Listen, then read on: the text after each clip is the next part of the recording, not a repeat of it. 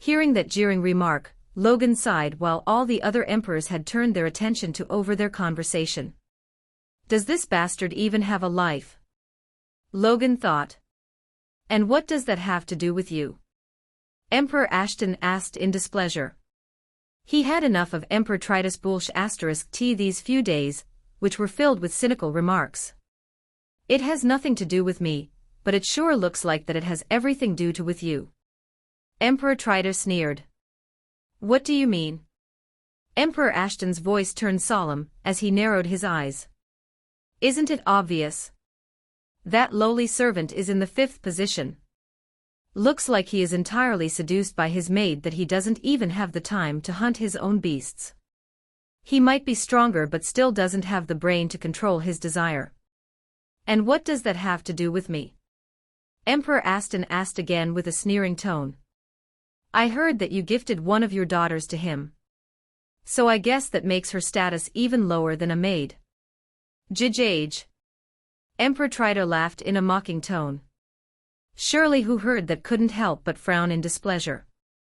You. Emperor Ashton almost lashed out when. Hey. Don't blame me, besides you were the one who had asked what that has to do with you. If you're going to blame, you might as well as blame the Lord Emperor. Emperor Trito sneered.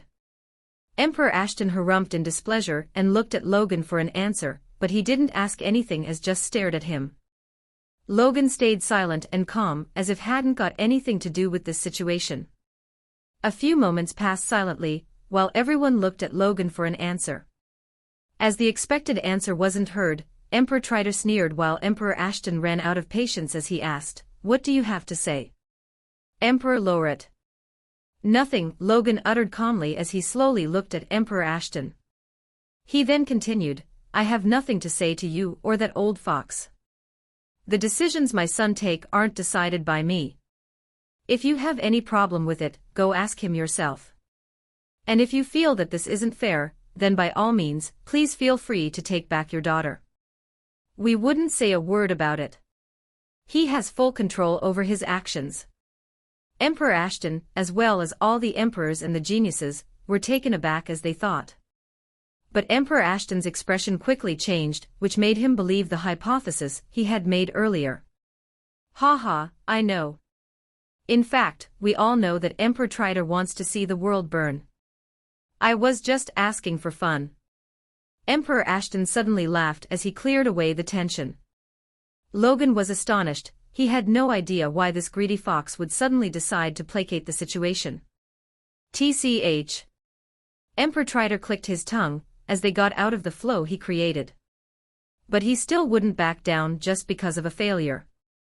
He looked below and said, Princess Shirley Ashton, I feel very sorry for you.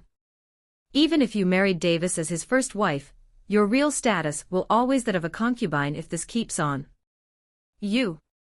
Emperor Ashton suddenly flared as his aura spread out. Shirley's face went pale as she was publicly humiliated. She had no way to berate an emperor even if her temper was 10 times greater. Not everyone is like Davis. All of them understood their own status and position as well as their rightful place. Who is Emperor Trito? He is the one who stands above all in the Trito Empire. He is one of the 7 powerful beings in the Grand Sea continent. Even if she had 10 times the guts, she wouldn't really rebuke him. Emperor Trito didn't pay any heed to Emperor Ashton as he continued, All right, leave the maid.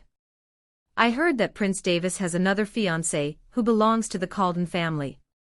Jeej, even if the maid isn't there in the picture, you still are fated to be a concubine. Shirley's went face even paler. She held her fists tightly as she violently murdered Emperor Trito in her mind. Hunger filled her soul as she could feel the desire for more power. Just before Emperor Ashton could shout out, Emperor Ruth stepped out and said overbearingly. Emperor Trito. You have gone too far.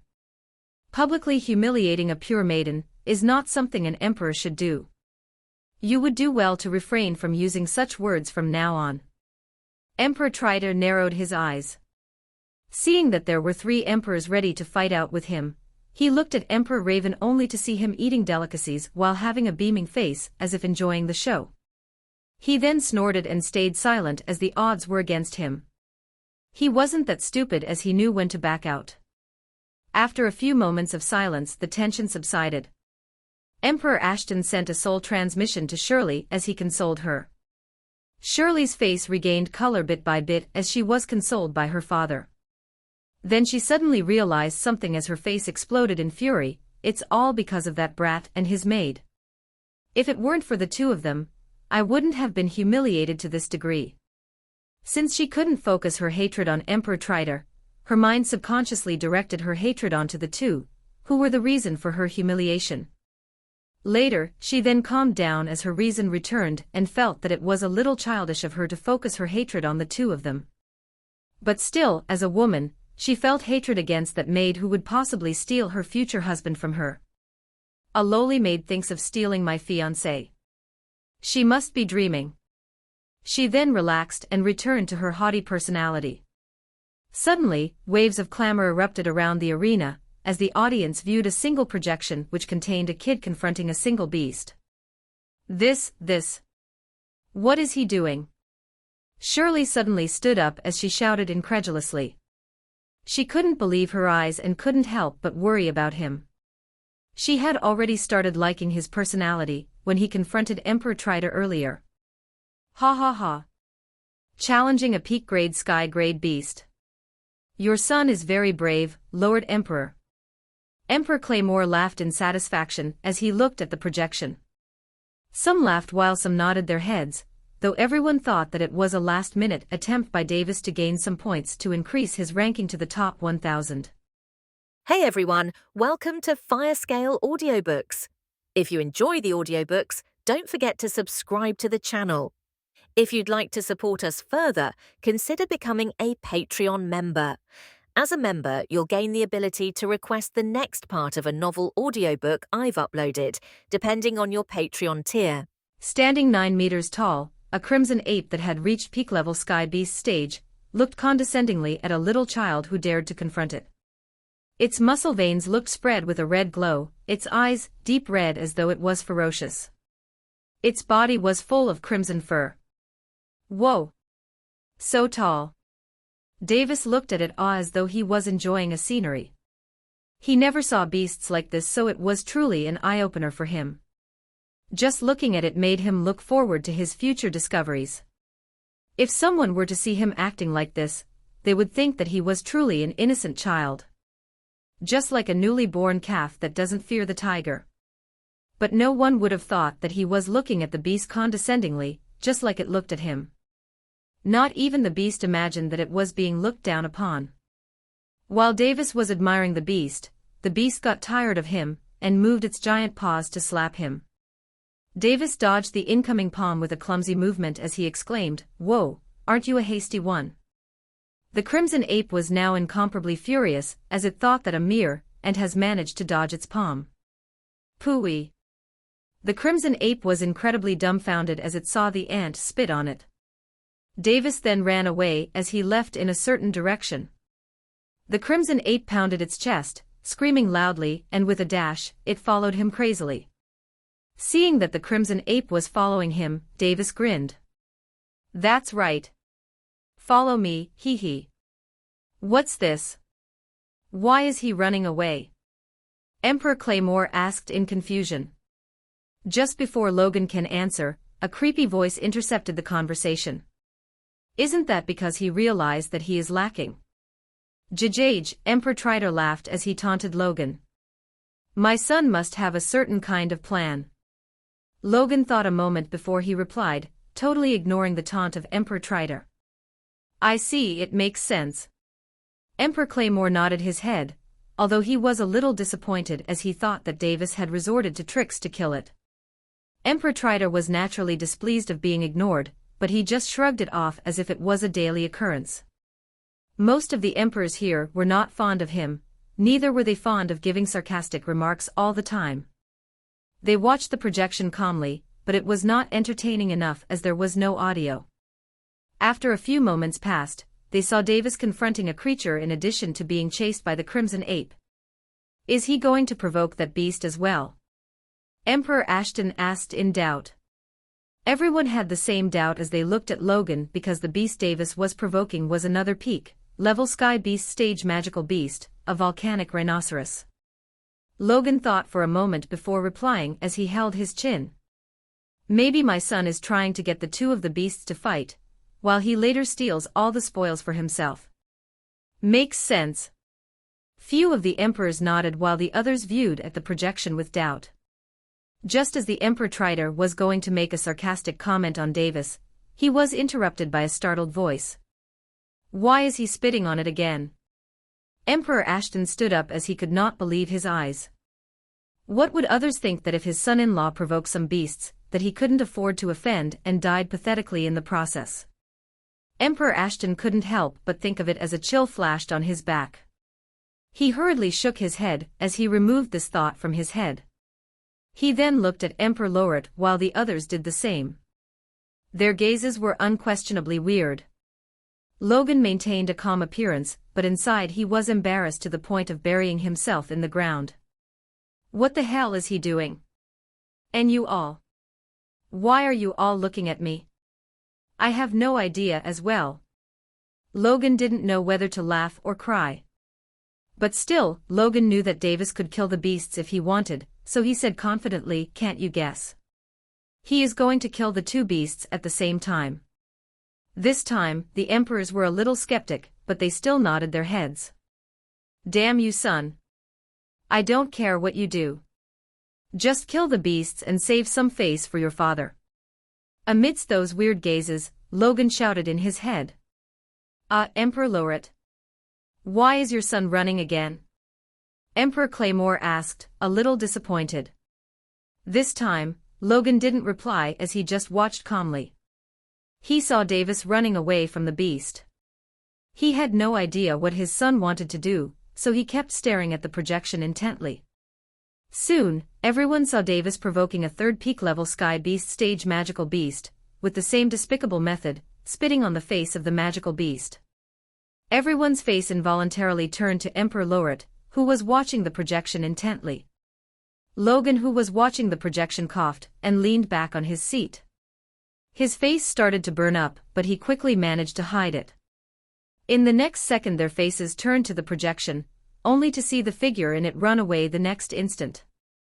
The atmosphere turned incredibly awkward as sneers and mocking sound could be heard in the arena.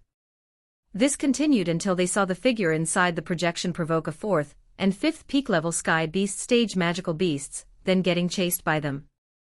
By this time, the entire arena was filled with muffled waves of laughter. Emperor Trider also laughed out creepily. He was incomparably happy to see Emperor Loret's son make a fool out of himself. Logan kept his face calm, without any signs of awkwardness. He continued watching the projection calmly as if he couldn't care less about his son, who was being chased by 5 peak-level sky beast stage magical beasts. But inside of his heart, he was screaming, "Please kill me. I can't take this humiliation anymore." When had he received this much embarrassment? He hoped that this event would not continue to plague him one day. Innumerable heads turned to the projection, as they watched Davis get surrounded by 5 magical beasts, which were all of peak-level sky beast stage. "This?" Emperor Claymore uttered as he looked at the sight. He then turned his head to check Emperor Loret's reaction, but was confused as he saw him appear calm. He couldn't see through his expression, so he continued watching the projection. The other emperors also had the same reaction as Emperor Claymore. Davis looked at the 5 mighty magical beasts, which chased him to an open space. The field was marshy, surrounded by a dried-up river with little water left over the field. He stopped and let the 5 magical beasts surround him. The 5 magical beasts didn't attack him, but suddenly started shouting at each other as if they were declaring that the ant they chased was their prey. Davis laughed suddenly, witnessing the comical sight. He had no idea that it would turn into this kind of situation. He just thought that they would crazily attack him because of his shameless actions, but was surprised to see those beasts acting rationally. "Stop fighting by yourselves, don't say I didn't warn you. Scram while you can." Davis's face turned incomparably solemn as he exclaimed. The magical beasts suddenly looked at the ant, then looked at each other, as if confirming that if the ant was the one who spoke just now. They knew it had spoken something but couldn't understand any of it. Ah, you beasts couldn't understand any of it. So does that makes me an unreasonable killer? Whatever, I don't need any justifications for killing a person or a beast. All I need is justifications for my heart to remain untainted. Davis said solemnly, while he took his spear out from his space ring. Those words were said to himself as if he were trying to understand his own thoughts. Suddenly the beasts saw him disappear from their sight. A second had just passed when they saw the crimson ape's head getting severed from its head as blood splashed like a fountain through the open marshy fields. The magical beasts were alarmed as they looked at the human, which had suddenly emanated an imposing silvery aura with its little body. Sorry, but all of you are fated to death. Davis uttered as stood on the severed head of the crimson ape. He waved his spear as he dashed to the remaining beasts. Lightning storm. A few minutes ago. Detached, finally. Your idiot son got surrounded by 5 peak-level sky beast stage. No reaction, huh? Aren't you heartless? Emperor Laureate. Logan just yawned as he finally noticed that Davis was going to make his move. He didn't say anything and just smiled mockingly at Emperor Triter. Humph, we'll see how you laugh when your son dies miserably. Emperor Triter harumphed. A few emperors glared at him for making an inauspicious remark, as if they were warning him to close his mouth already. Emperor Triter naturally wasn't a fool. He was just blinded by the reception that these people were giving him. They all ignored what he said, which made him irritated to the point of not holding back some words that shouldn't be said. Emperor Triter always had his way in his empire. Who dared to not bootlick him? He would do as he wished, and if someone had complaints, they could only stay silent, or be executed later for false charges. This is how he lived as an emperor. And here, it was just the opposite. No one was even paying any heed to him, which made him annoyed enough to not care about his remarks anymore. They then turned their heads back to see the projection, only to notice the head of the crimson ape getting severed in an instant. Silence reigned in the main arena, as they watched him stand on top of the severed head. They then saw him activating lightning storm technique, which didn't harm the beasts but paralyzed them a little. By the time those beasts had the strength to move, 2 heads were severed again in an incomparably gruesome manner. As they watched the projection in disbelief, the remaining 2 heads of the beasts were severed in the next 10 seconds, as if it were an incomparably easy feat for the spear user. The geniuses had their jaw drop while the emperors and other heads looked at the projection in great disbelief.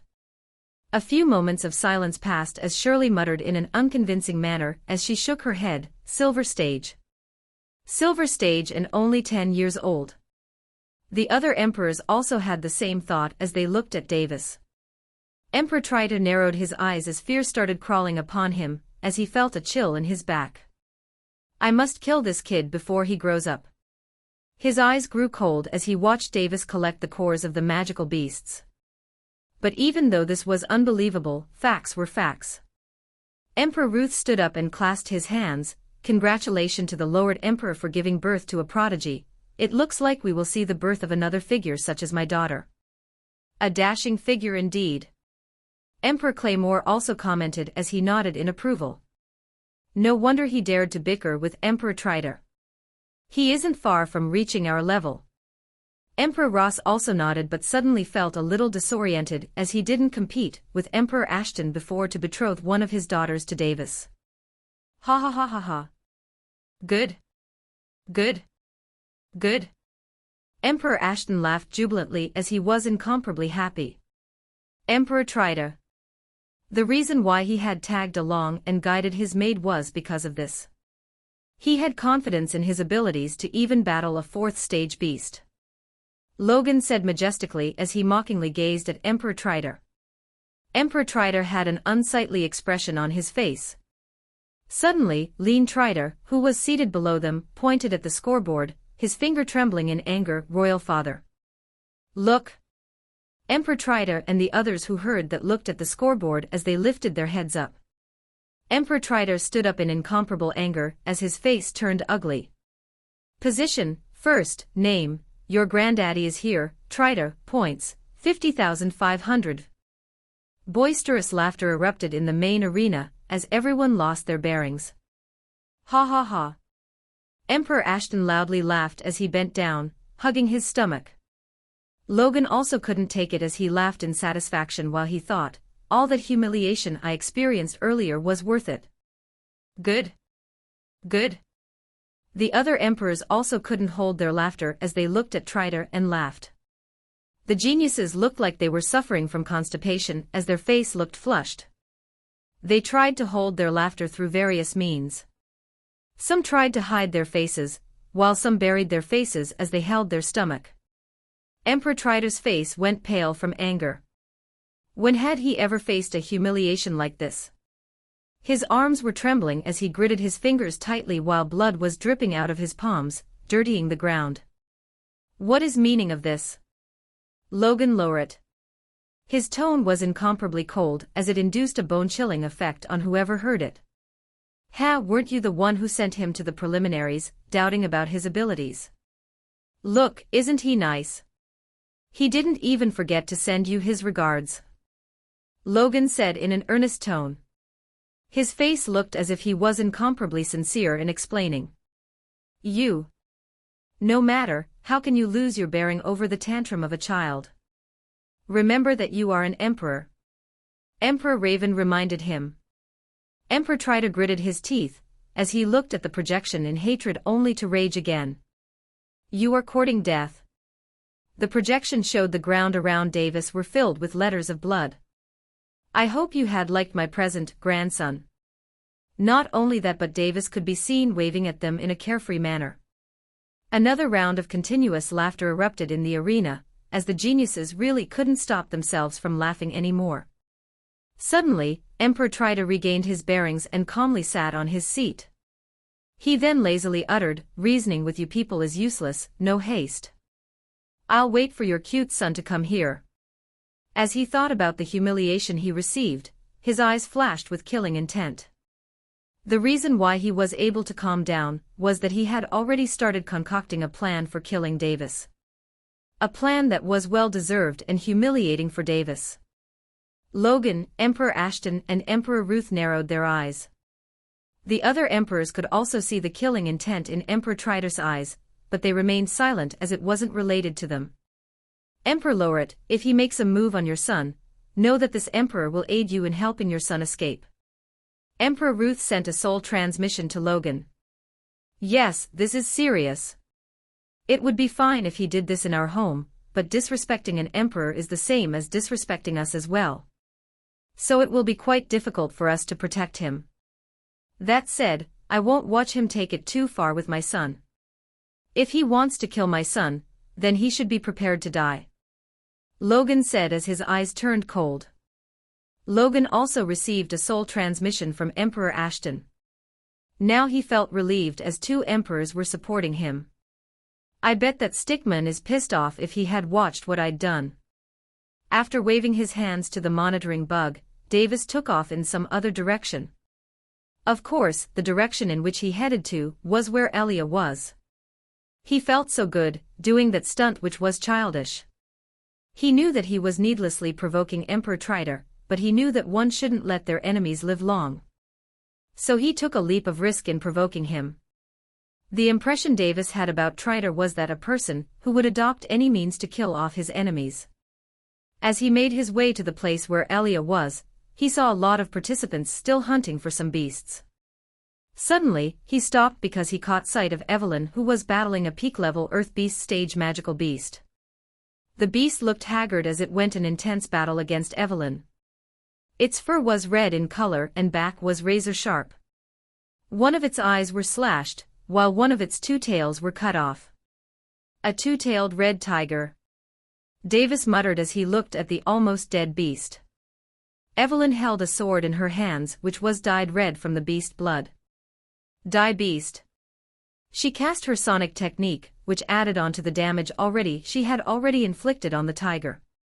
Roar! The beast roared as it felt its head ache while simultaneously it closed its only working eye. Slash. The beast's head was severed as the head flew and landed near Davis. Davis?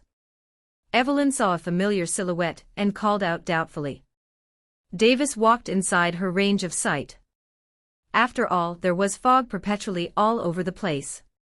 Seeing Davis showing himself in front of her, her heart relaxed.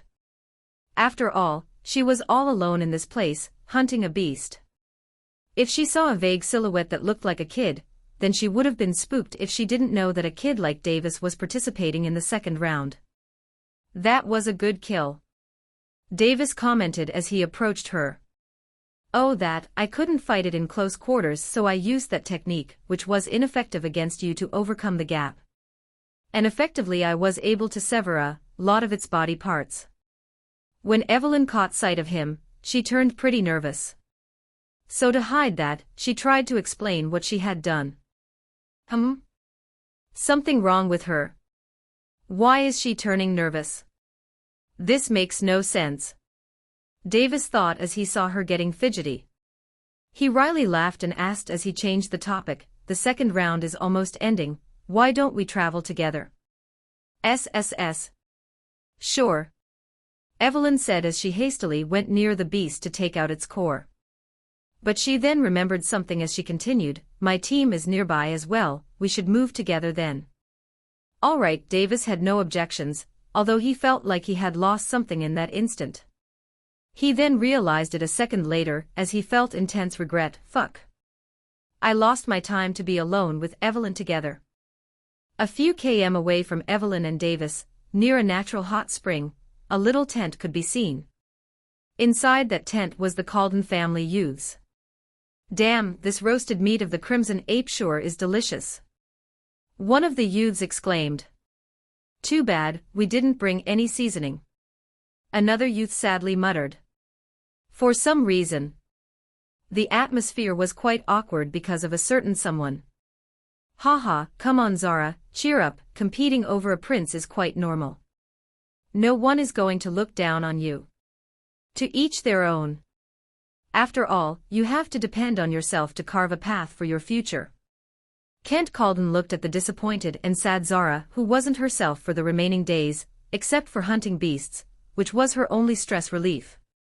Zara lifted her face as she heard that, she then narrowed her eyes and glared at Kent with a grieving expression. If it weren't for you, would I have even acted on my thoughts? I originally didn't have any plans for offending her, but with your intervention, I am now a hindrance to her. In fact, you must have even totally squashed our non-existing relationship as well. Kent laughed dryly. Well, if you're worried that Evelyn will make a move on you, then you don't need to worry about it. As far as I know, she isn't that kind of a person. Zara smiled at him sarcastically. As far as you know, huh? Meaning that you are not sure.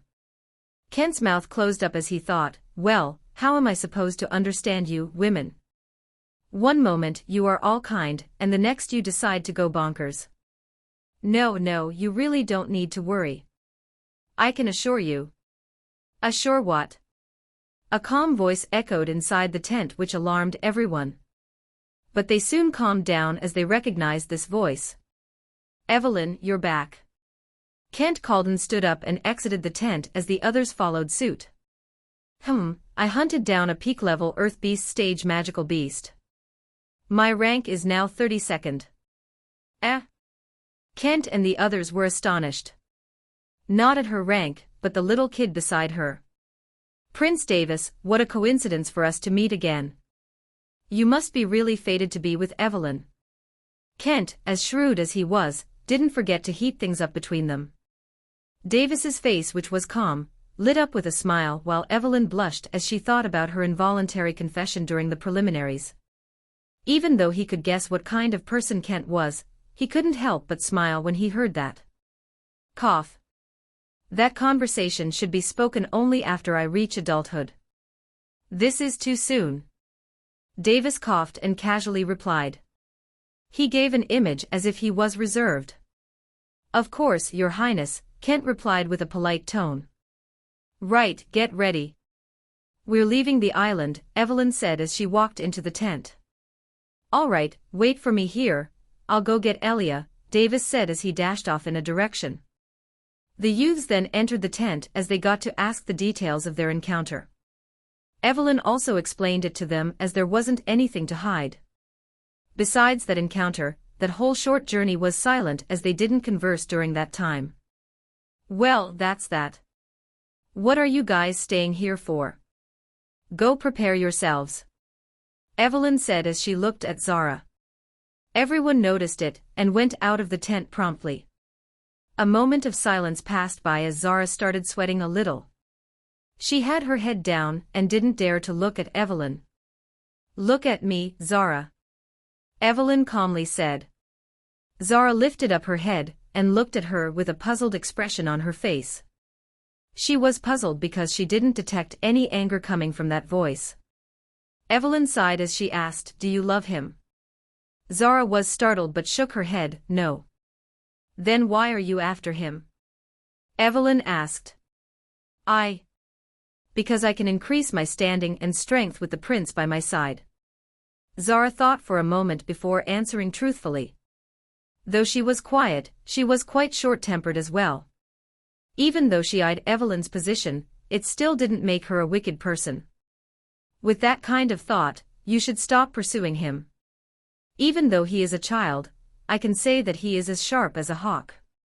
Even if what you are saying is true, didn't he still fall for your figure? What makes you think that I won't have a chance with him? Zara looked at Evelyn as she pointed at herself. She wasn't only a level inferior to Evelyn in body shape, but in terms of beauty, she wouldn't lose to Evelyn either. Evelyn sighed. "I see, you still won't give up." "How can I back down? Not after Kent revealed my thoughts which I haven't acted upon." Zara shook her head slightly. "Why? Don't you think that you should love a person before you spend your life with them?" Evelyn asked as she could not grasp her thoughts. "There's no need to think like that. Love can be nurtured after marriage as well. In fact, this is how people flow, and you are the one who is thinking out of the box." "What? Are you afraid that I will steal him from you?" Evelyn froze when she heard the sentence, "Love can be nurtured after marriage." She then realized something and laughed as she replied. "It's not like I am afraid of you stealing him from me. After all, he will have many concubines with him in the future as a prince. The reason I hesitated to marry him was also for this reason." She then stopped laughing as her eyes turned sad. "Is it wrong to have him all for myself? I did decide to annul the marriage, but I don't know now.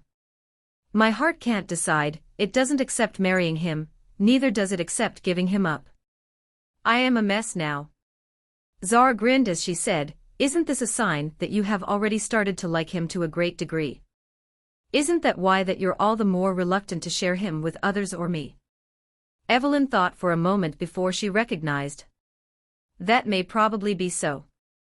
Evelyn sighed. "Anyway, I won't stop you from pursuing him, but if he doesn't want your company, then obediently back off. That is my bottom line." She then stood up and left the tent. Zara felt a hostile intent in her voice. "What bottom line? No matter how I see it, you don't want me to go near him, humph." She then frowned as her intuition told her that she should stop while she can. What she said also has a point. In the event that I get to marry him, but didn't manage to receive his attention, then my life will be basically ruined. The results don't match the risk. She contemplated for a moment before making a decision. In the far west end of the Frozen Island, a black viper swam out of the ocean as it hissed. It was 8 m long, but it looked a tad bit harmless. It then looked above as it spotted a bird flying above a certain spot of the island and slithered to its direction. In the main arena.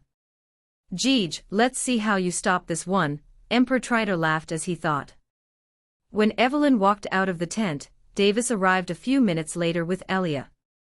"Gather around," Evelyn commanded as she looked at those two. The Calden family youths gathered behind her and greeted Davis, but ignored Elia. "All right, let's move out," Davis said calmly, and no one ignored his command as they all moved out. They headed in the direction of the ship they arrived in. The competition was almost going to end, and they were as good as selected for the final round, so they had no qualms about their ranks being surpassed at this point by a rank or two. As they moved in the direction of the ship, they engaged in idle chatter. Suddenly Kent proudly revealed his ranking in front of everyone. I'm in the 15th position, what about you people? As expected of the next heir of the Calden family. Davis calmly nodded his head. Thank you, Prince. May I know what rank you have achieved? Kent asked. He was really curious as he couldn't classify Davis's cultivation. Haha, that's a secret. I understand, that's a little disappointing. Kent made a sad face. The others also looked a little disappointed. Aren't you going to hunt? Prince Davis? Elia asked incredulously. What do you mean? Evelyn looked at Elia as she asked. Davis grinned as he said, I already finished hunting, and that's more than enough for me. It can't be. The time your highness hunted for was too short. Only a few hours had passed. Elia said as she shook her head in worry. From Elia's point of view, Davis was helping her hunt the whole time, by guiding her, and he had just taken off to hunt magical beasts for a few hours. We still have some time, we can hunt for a few hours, Kent said as he narrowed his eyes. Oh, Elia. Just when I wanted to impress Evelyn, why do you do this? Davis cried as the thought. No need, by the way, I have already hunted 5 magical beasts, and am currently in the top 1,000, Davis said as he sighed. It's all my fault, if the prince didn't guide me in hunting magical beasts, he would have surely gotten the first place, Elia said sadly as her eyes turned moist. What? He helped guide her in hunting magical beasts. They ignored the part where he would get the first place, and instead focused on the part where he guided Elia. You dared to waste the prince's valuable time. A youth shouted as he looked at Elia. You should have just quit if you don't have the skill to hunt the magical beasts by yourself. Another youth berated her as he used this opportunity to get in the good side of the prince. Elia dropped her head down as she was feeling ashamed. She felt sad as all that time has been wasted on her. Just when Kent was going to comment on it. You too. Shut the hell up. A solemn voice startled the 2 youths. You two combined wouldn't be able to defeat her. So stop your nonsense, no one asked you two to reprimand Elia. Faint killing intent emanated in Davis's eyes as he gave his warning, which made the 2 youths hold their breaths. Elia, tell them what your rank is. Davis commanded in a proud tone. Rather than using a proud tone, Elia said sadly, 5th rank. What? Everyone's eyes widened in disbelief. It was one thing if a child of a sky-rank empire managed to achieve this feat, but what they witnessed was a lowly maid of a sky-rank empire achieving this feat, which utterly dumbfounded them. Evelyn looked at Elia and felt a sudden flux of inferiority. She clenched her fists and gazed intently at her. Her gaze was that of no longer of how one views an ordinary girl. Instead, it changed to how one sees a rival.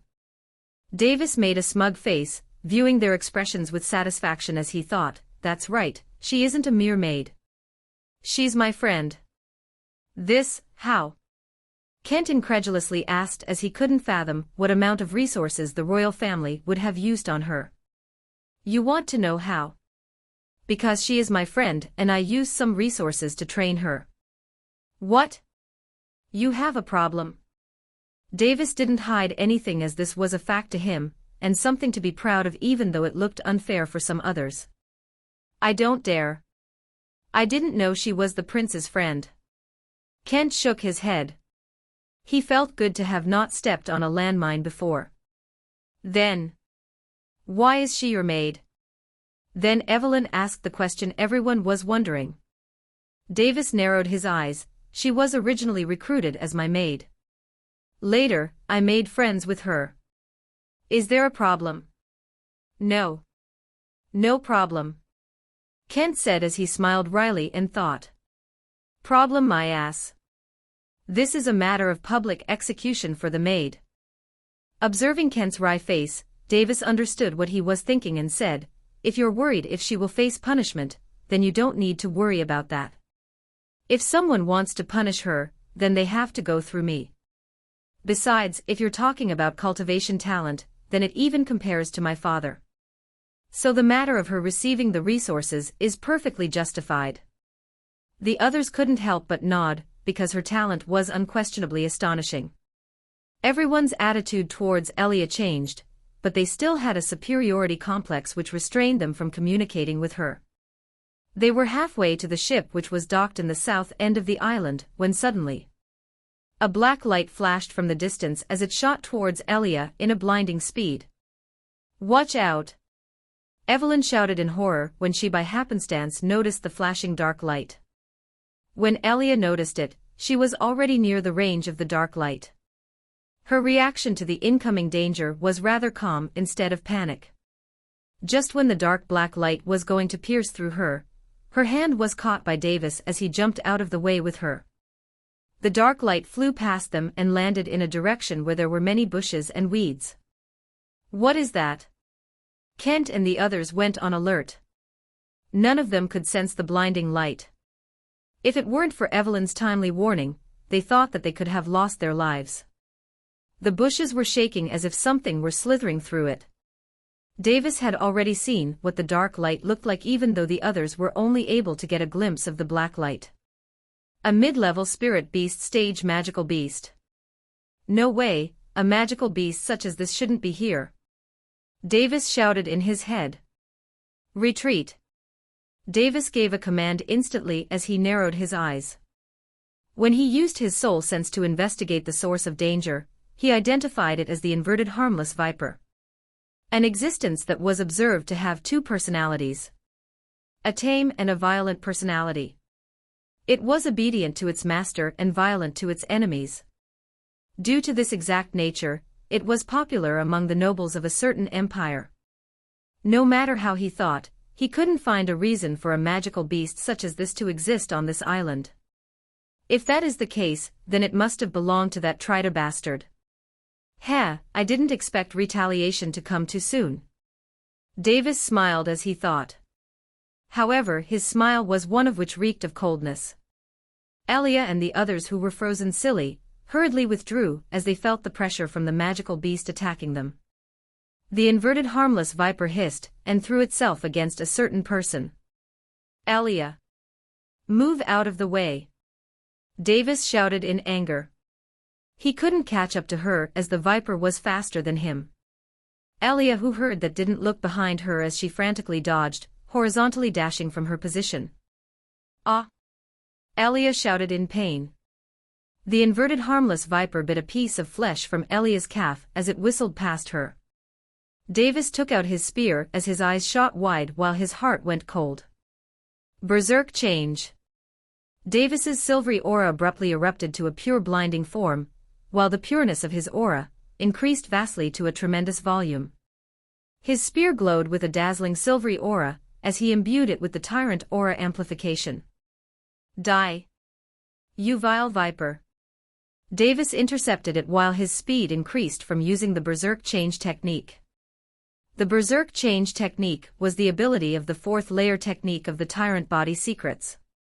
It purely changes the aura of the body to a berserk state, which increases the pureness and volume of the aura, resulting in an improved combat prowess for a short period of time. Pierce. He brandished his spear multiple times at the inverted harmless viper to his anger and injured it to a great degree. The viper hissed in pain as it looked at Davis violently, its diamond-shaped eyes glowed, lustrous and violent at the same time. It opened its mouth and spit venom from the long end of its tongue. Davis dodged the incoming attack while it fell on the bushes and disintegrated them. Davis noticed it, his eyes widened as he started to sweat. Fortunately, the direction he dodged helped him get near the inverted harmless viper. He swiftly pierced his spear into its head. Blood splashed and dripped on the ground as its body froze. Davis deactivated his technique as he started gulping for air. Although berserk change technique increases his combat prowess, it also puts some strain on his body as well.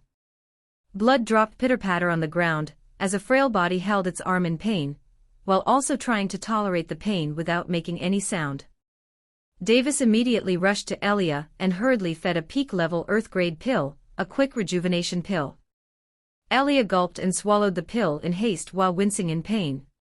A few moments passed before the part of flesh that was bitten started healing in moments. Though the rate of recovery was visible, it was very slow. Elia looked a little disoriented as her eyes dropped due to the blood loss and experiencing a serious injury for the first time. An injury to this degree dampened her ardor, making her feel like a frail girl. Thankfully, it didn't poison you or else. On a second thought, he realized that he possessed some antidotes as well but quickly denied it. I don't know if these antidotes will work on the poison from a spirit stage beast. Davis used his soul sense to investigate his surroundings during the battle. He noticed that there were no monitoring bugs in the vicinity. He also noticed a strange bird in the sky, hunting down the monitoring bugs far away from him as it flew away. He then became even more sure that it was Emperor Trider who set them up. Evelyn and the others quickly came back as they noticed the pressure from the beast disappear. They noticed Davis treating Elia with care as he comforted her. But they ignored it and looked at the corpse, with a spear pierced into its head. They then looked at Davis, their eyes were full of respect and awe.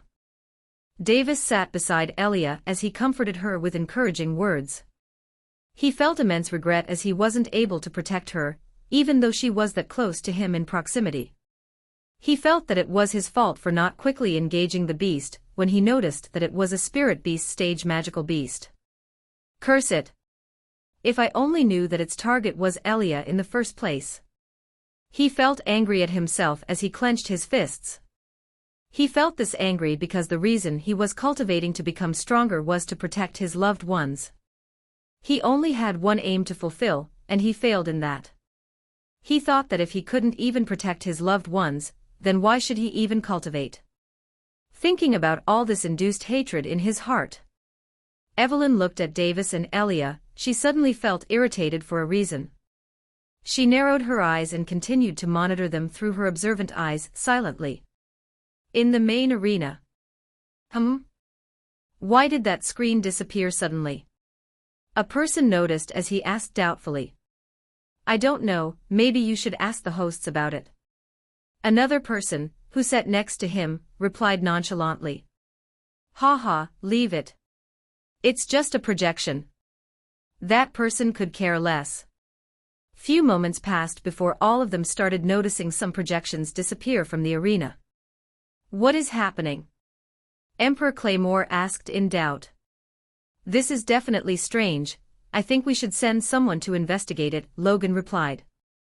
The projection where his son was projected also disappeared. It could be just some birds who came to hunt some bugs. Look, only a part of an area is not visible. Emperor Raven laughed. The second round will end soon. Why should we send someone to check things out? Besides, if we send someone and they manage to save some participants, won't that be unfair to the participants who died until now? Emperor Trider piped in. Everyone looked at him weirdly, they all thought, a thoughtful comment from him. This is getting even weirder. Logan narrowed his eyes. He knew that Emperor Trider was up to something, but he just couldn't put his hand on it.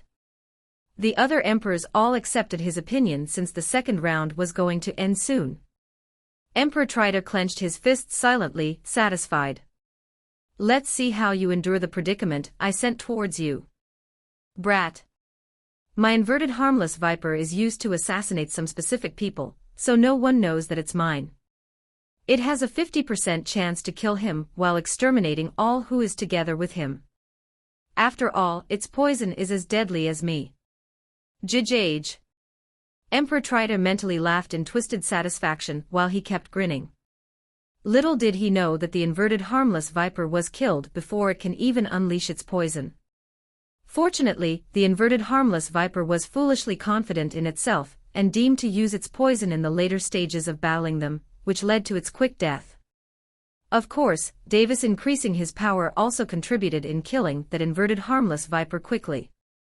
If it weren't for that, it would have been able to poison Elia to death. Emperor Trider didn't form a mental connection with the inverted harmless viper, as he knew that people would find out about his pet when they investigate. So he wasn't able to realize that it was already dead. Meanwhile, the bird he was contracted with took off after teaching the viper of the position of the target as it cleared the monitoring bugs in the vicinity. Emperor Triter was all smiles. He kept grinning like an idiot while eagerly waiting to see the corpse or the miserable face of the brat. After Elia's wounds were 50% healed, the group made their way to the ship. This time, there were no disturbances as they reached the ship safely. Davis was calm the whole time, except there was a seething anger that was about to erupt in his mind, but he kept a rein on it without losing his mind to anger. His presence of mind was totally focused on Emperor Triter, while he only thought about how he should kill him. He unconsciously ignored Evelyn's presence, who was behind him the whole time. In fact, even if he noticed her, he would only nod at her and wouldn't have the time to care about her mindset. Evelyn was visibly upset at being ignored, but she could only stay quiet as Davis was also silent the whole time. Besides, she also noticed that he was too calm, considering his precious Elia was injured badly just now. Evelyn had already subconsciously acknowledged Elia as her competitor somewhere in her heart, but she still couldn't realize that and accept it in her mind. People of higher status always look down on people with lower standings. No matter what, in this world, they were heaven-chosen children who had their own pride and superiority complex. It isn't easy for them to acknowledge someone who is lower than them. They won't yield unless their pride had been smashed altogether. A few hours passed like this, and the second round finally came to an end as the solemn voice once again echoed throughout the island. Those who are in the top 1,000, congratulations. For you have successfully advanced to the final competition, where you will face intense battles and have a chance to battle with the top elites of the various empires. Immediately return to the ship in half a day's time. We will return to Goat Island. Davis and the others boarded the ship after they heard the announcement, followed by several people showing up in the distance. In the main arena. Looks like that kid's luck is greater than I thought. He managed to survive my inverted harmless viper. Emperor Triter, who saw the scoreboard, noticed that Davis's score didn't go dim after the end of the second round. If Davis died, then his name that is lit up would dim. But surely, whoever is traveling with him will have met a fatal end. Especially this time's main target that made called Elia. She would have been ripped to pieces. It would have certainly been a sight. Emperor Triter knew that it would be difficult to kill Davis, so the main objective was to give the rising genius some despair. In fact, he even wanted that hot-headed genius to find the culprit, himself, so as he could have a valid reason to finish him off before he grows up. All he had to do was deny that he was the one who sent the inverted harmless viper, and frame Davis with something else to finish him off openly. Emperor Triter giggled as he thought about the despairing face of the brat.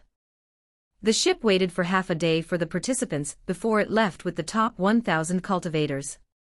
The other participants who were still alive were made to go in another ship that was practically as big as the previous ship. The cultivators who didn't make it into the top 1,000 felt remorse as their dreams were shattered, especially for those who were close to the top 1,000th position. But still, they held their heads high, not at all ashamed as they eventually managed to reach this position. When they returned to their clans or wander around the world, they would be recognized and praised no matter where they go. Only people with higher statuses would have the right to ignore them. What did this mean? It meant that over 95% of the Grand Sea continent's population would have to bow their heads to them. Their lives were practically smooth sailing right now, unless they meet a higher mountain. The ship sailed for another half a day before it finally arrived at the coast of Goat Island. When 1,000 cultivators got down the ship, they walked by the green meadows while they were greeted by many clans, organizations and families, which astonished them to a great extent. Davis ignored them, his face incredibly cold. At this point, he would just walk past anyone who called out to him. Normally, he wouldn't mind chatting with some people, but a certain someone has been on his mind for an entire day now, and all he could think of was getting rid of that vermin.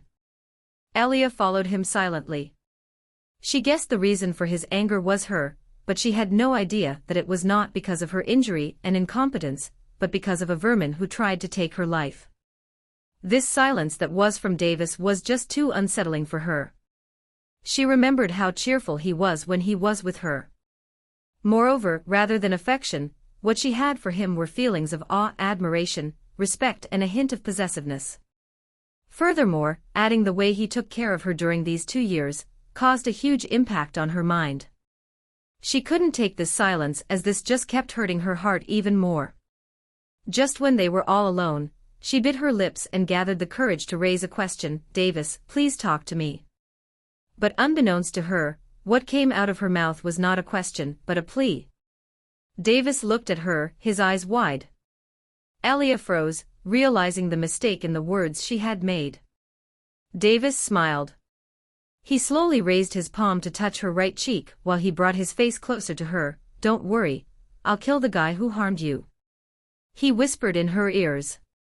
Elia, who was happy that Davis had returned back to normal, froze again. "What do you mean?"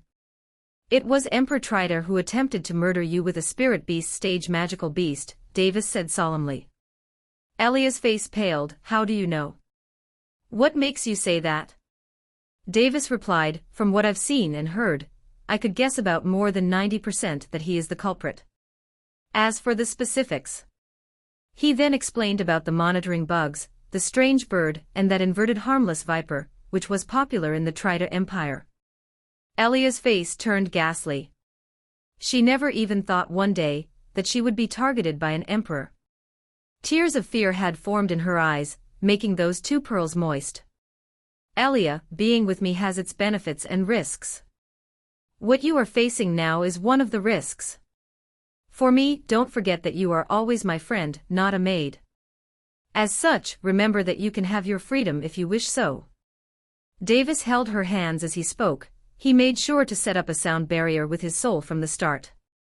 Although he said that, even he himself felt that he would feel depressed if she were to leave him one day. Elia looked at his eyes, which held a longingness to them. She thought that he unquestionably treated her like a genuine friend, so much that she started tearing up like a frail little girl. "Really? Why? Why are you so good to me?" She really couldn't still understand why a prince like him would treat her like a genuine friend. She, a person of lower status, being treated like an equal by a person of a higher status honestly made her feel afraid. She couldn't help but imagine the future where she lost his favor and eventually face abandonment. A certain conversation with Davis flashed through her mind. She wiped away her tears and made a determined face. "I want my freedom." Davis widened his eyes, his hands trembled. He looked at her, closed his eyes and said after he took a deep breath, "Then I grant you freedom, you have my word." His heart felt like it had fallen into an abyss, while he felt his breath go heavy. He kept in mind that he was dealing with a child. It was no wonder she was scared of a powerful cultivator. But still, it pained his heart to see her leave him. After all, she was with him for a period of 2 years.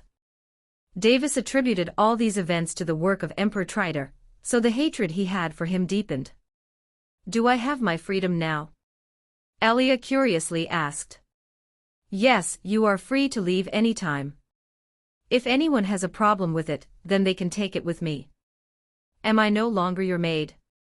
she continued. Davis paused a moment before hiding his sadness. "Yes." "Good, let's go."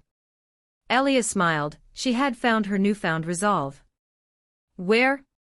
Davis was astonished before realizing, shouldn't she return to the ship? "Wait. On second thought, being with me is safe too." He smiled wryly, thinking that she was using him as a shield. "Where?" Hee, now that I lost my servant status and am now a free person, all that I have left is a friend, and now I am following that friend of my own will, not bound by any servitude." Elia said and smiled resplendently as she thought, "This way, I would be able to be his friend without any of those negative thoughts restricting me from being with him." "You?" Davis was taken aback as he never thought that Elia would play a cruel joke on him. To him, it might be a cruel joke, but to her, it was about changing her way of life. Instead of clinging to him like a leech and acting like a fake friend, why shouldn't she take the initiative to strive forward and be equal with him, was her thought. Davis hid his face with his palms while he felt embarrassed for assuming that she was a girl like every other greedy girl. I should have known better. He was initially testing her when he said that he would grant her freedom. He wanted to know that if it was okay for him to support her. Though it was unfair to her, he felt insecure about his bond with her. Now he was sure that he would wholeheartedly be able to support her, without any second thoughts. He then clapped, "All right, I have a gift for you, let's go to the main arena." Gift? Elia's eyes widened with glee. Yes, it's there. You will like it very much. Also, it will make you feel relaxed. Davis nodded his head as he grinned. They then approached the main arena with energetic steps. This had been a long wait. Seems like the ship had arrived on the island. It's about time we start the final round. Emperor Ashton raised his voice for everyone to hear. The audience clamored with fervor as they could see the final competition that would be packed with heroic elites, battling each other intensely. The geniuses, who were waiting for the final competition, felt fired up as it was finally their time to shine. Oh, looks like the participants who passed the second round are entering the arena. A random person shouted upon noticing a few people dressed in different types of clothes enter the arena. Everyone turned to look at them, nodding their heads in satisfaction. Each and one of those contestants looked like a battle-hardened veteran, with sufficient bearings of an elite. While some looked easygoing, one could say that their outer appearances were deceiving. Time passed slowly as the participants entered the arena, looking around the arena with a passionate light in their eyes. Emperor Trider, who was calmly observing the participants, was almost sure that his inverted harmless viper had killed those two brats who didn't even deserve to hold his shoes. Just when he was confident about his guess, he widened his eyes in disbelief. Davis and Elia entered the arena, their smiles, as well as their facial expressions, expressed no fear nor any dismay. Elia, being the child she was, ignored the threat that is Emperor Trider while looking forward to the gift that Davis had prepared for her. They managed to escape. Emperor Trider thought as his face turned ugly but quickly turned calm, since he was prepared for this scenario as well. No matter, after this competition ends, I'll be sure to end you myself. Emperor Trider thought as he smirked. Davis and Elia headed to the place where the geniuses sat. As they walked towards them, some of them frowned while some of them smiled. Davis didn't take any heed to them and sat on a seat, while Elia hesitated for a moment before she sat beside him as well. Just because that she decided that she was no longer going to be a maid, doesn't mean that she can break out of that mentality that quickly. The arrogant geniuses shrugged it off as she was powerful enough to be placed fifth in the second round. As such, Elia was able to sit there without any repercussions this time. Ha ha, son-in-law. Don't just sit there, come above. Emperor Ashton laughed. Davis looked at Elia. She nodded her head, indicating that it would be fine. He then walked above to the place where the emperors sat. His small eyes viewed Emperor Trider for a moment before looking in the direction of Emperor Ashton. Excellent maneuver you have shown in using your skills, but you should also work on your spear skills.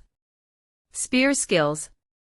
Oh, I was just waving and thrusting the spear with my power, nothing else. Davis replied perfunctorily. Everyone's eyes twitched from hearing that response. They thought he looked somewhat cool but thought, shouldn't one accept their mistakes and rectify it when an elder corrected them? Emperor Ashton held his abdomen, haha, that's right. There's no need to stand on ceremonies with me. Davis nodded his head. To this man who looked straightforward and jovial, he had a good impression. Since you're already here, why not meet my darling daughter? Emperor Ashton grinned as he continued, after all, last time you missed the chance to be acquainted with her because of a particular someone, finding issues with you out of nowhere. Davis laughed in response. His laughter was genuine, because the person who Emperor Ashton indirectly pointed to was Emperor Trider. Emperor Trider's face had no changes, as if he didn't hear anything at all. Surely, come on up. Emperor Ashton lovingly called out. A figure stood up from the seating, blazing red hair cascaded down till her waist. Slowly turning around, her face was covered with a red transparent veil. Bangs covered the left side of her face as it reached beside her petite nose. She wore fiery red robes which wrapped her entire body till it accentuated her S-shaped curves. The part from her shoulder to her elbow was the only visible spot where one could see her jade-white skin. She elegantly moved her legs in the direction of her father and stepped on the air. Davis widened his eyes, peak-level revolving core stage. Her legs danced in the air while her skirt fluttered in the wind as she made her way to their place. Looking at her figure coming closer, Davis sighed, "Why are there so many beauties in this world?" He felt that he should try to gain max resistance to beauties, and be able to resist their charms once he grew up. Or else, he could only imagine what kind of tragedy or calamity would befall him in the future. Naturally, this confidence came from the killer looks of his face. Shirley leapt from the air and stood beside her father. Her eyes involuntarily looked at Davis for a moment before she clasped hands to her father and the other emperors as she greeted. "It's already time for the final competition, so quickly get to know yourselves." Emperor Ashton said jubilantly, his eyes gleamed. "Congratulations on obtaining the first place in the second round, Prince Davis." Shirley clasped her hands and said, her tone was rather bold, not soft at all. It did not sound grating, but sounded attractive to the one who was listening to it. "Thank you, Princess Shirley. I also did not expect that you would reach peak-level revolving core stage, only a step away from reaching the body transformation stage." Davis replied, not at all fazed by her attractiveness. There were two reasons for it. One, there was Evelyn, who was a vixen herself. Second, there was a person right next to him who he was itching to kill. "Though it seems that the body transformation stage is near my grasp, it will take some years for me to reach that stage," Shirley replied, quite proud of herself. She knew that there was no need to compare herself with this little monster, an anomaly, as doing so would only curb her confidence. Body transformation stage is the fourth stage in the essence-gathering cultivation system. Even though its name may denote that it was from the body-tempering cultivation system, it surely does not. Body transformation stage is no joke because one would have to use the accumulated energy in the previous level to temper their dantian, compress their revolving core in each level until it starts to take the shape of a seed in the dantian. Doing so would inevitably induce changes in one's body, where the meridians will be capable of storing more energy, and controlling the flow of energy will be even smoother. Not only that, but the compression of the revolving core increases the quality of the energy stored in it as well. Furthermore, one would be able to sense faint laws from the heavens to form a suitable seed for the subsequent stage. During the process of compressing the revolving core, one requires utter concentration in doing so, or else, failure to do so may result in cultivation deviation or possibly even resulting in the explosion of the revolving core, leading to certain death unless one had cultivated to a certain degree in soul-forging cultivation or body-tempering cultivation. In a remote region of the arena, a figure stood there along with some people, watching the spectacle that unfolded on the place where the emperors sat. Evelyn looked at the place, with a longing and an admiring gaze in her eyes. At the same time, she felt jealous and inferior to the woman who was clad in red robes. "That's right, Evelyn. Your fiancé is out of your reach, and your father arranged a marriage that was out of his authority. It's fate that you will have to cross some hurdles to get to him." Seeing that Evelyn had a complex light in her eyes, Kent explained. "Are my thoughts that easy to guess?" Evelyn looked at him. Kent hid nothing. "Yes. After you have revealed your intentions, it has become easier to guess your thoughts." Evelyn smiled. "I am not afraid, from what I've seen. I know that he won't leave me if I agree to marry him." "Then what are you worrying about?" Kent asked, confused.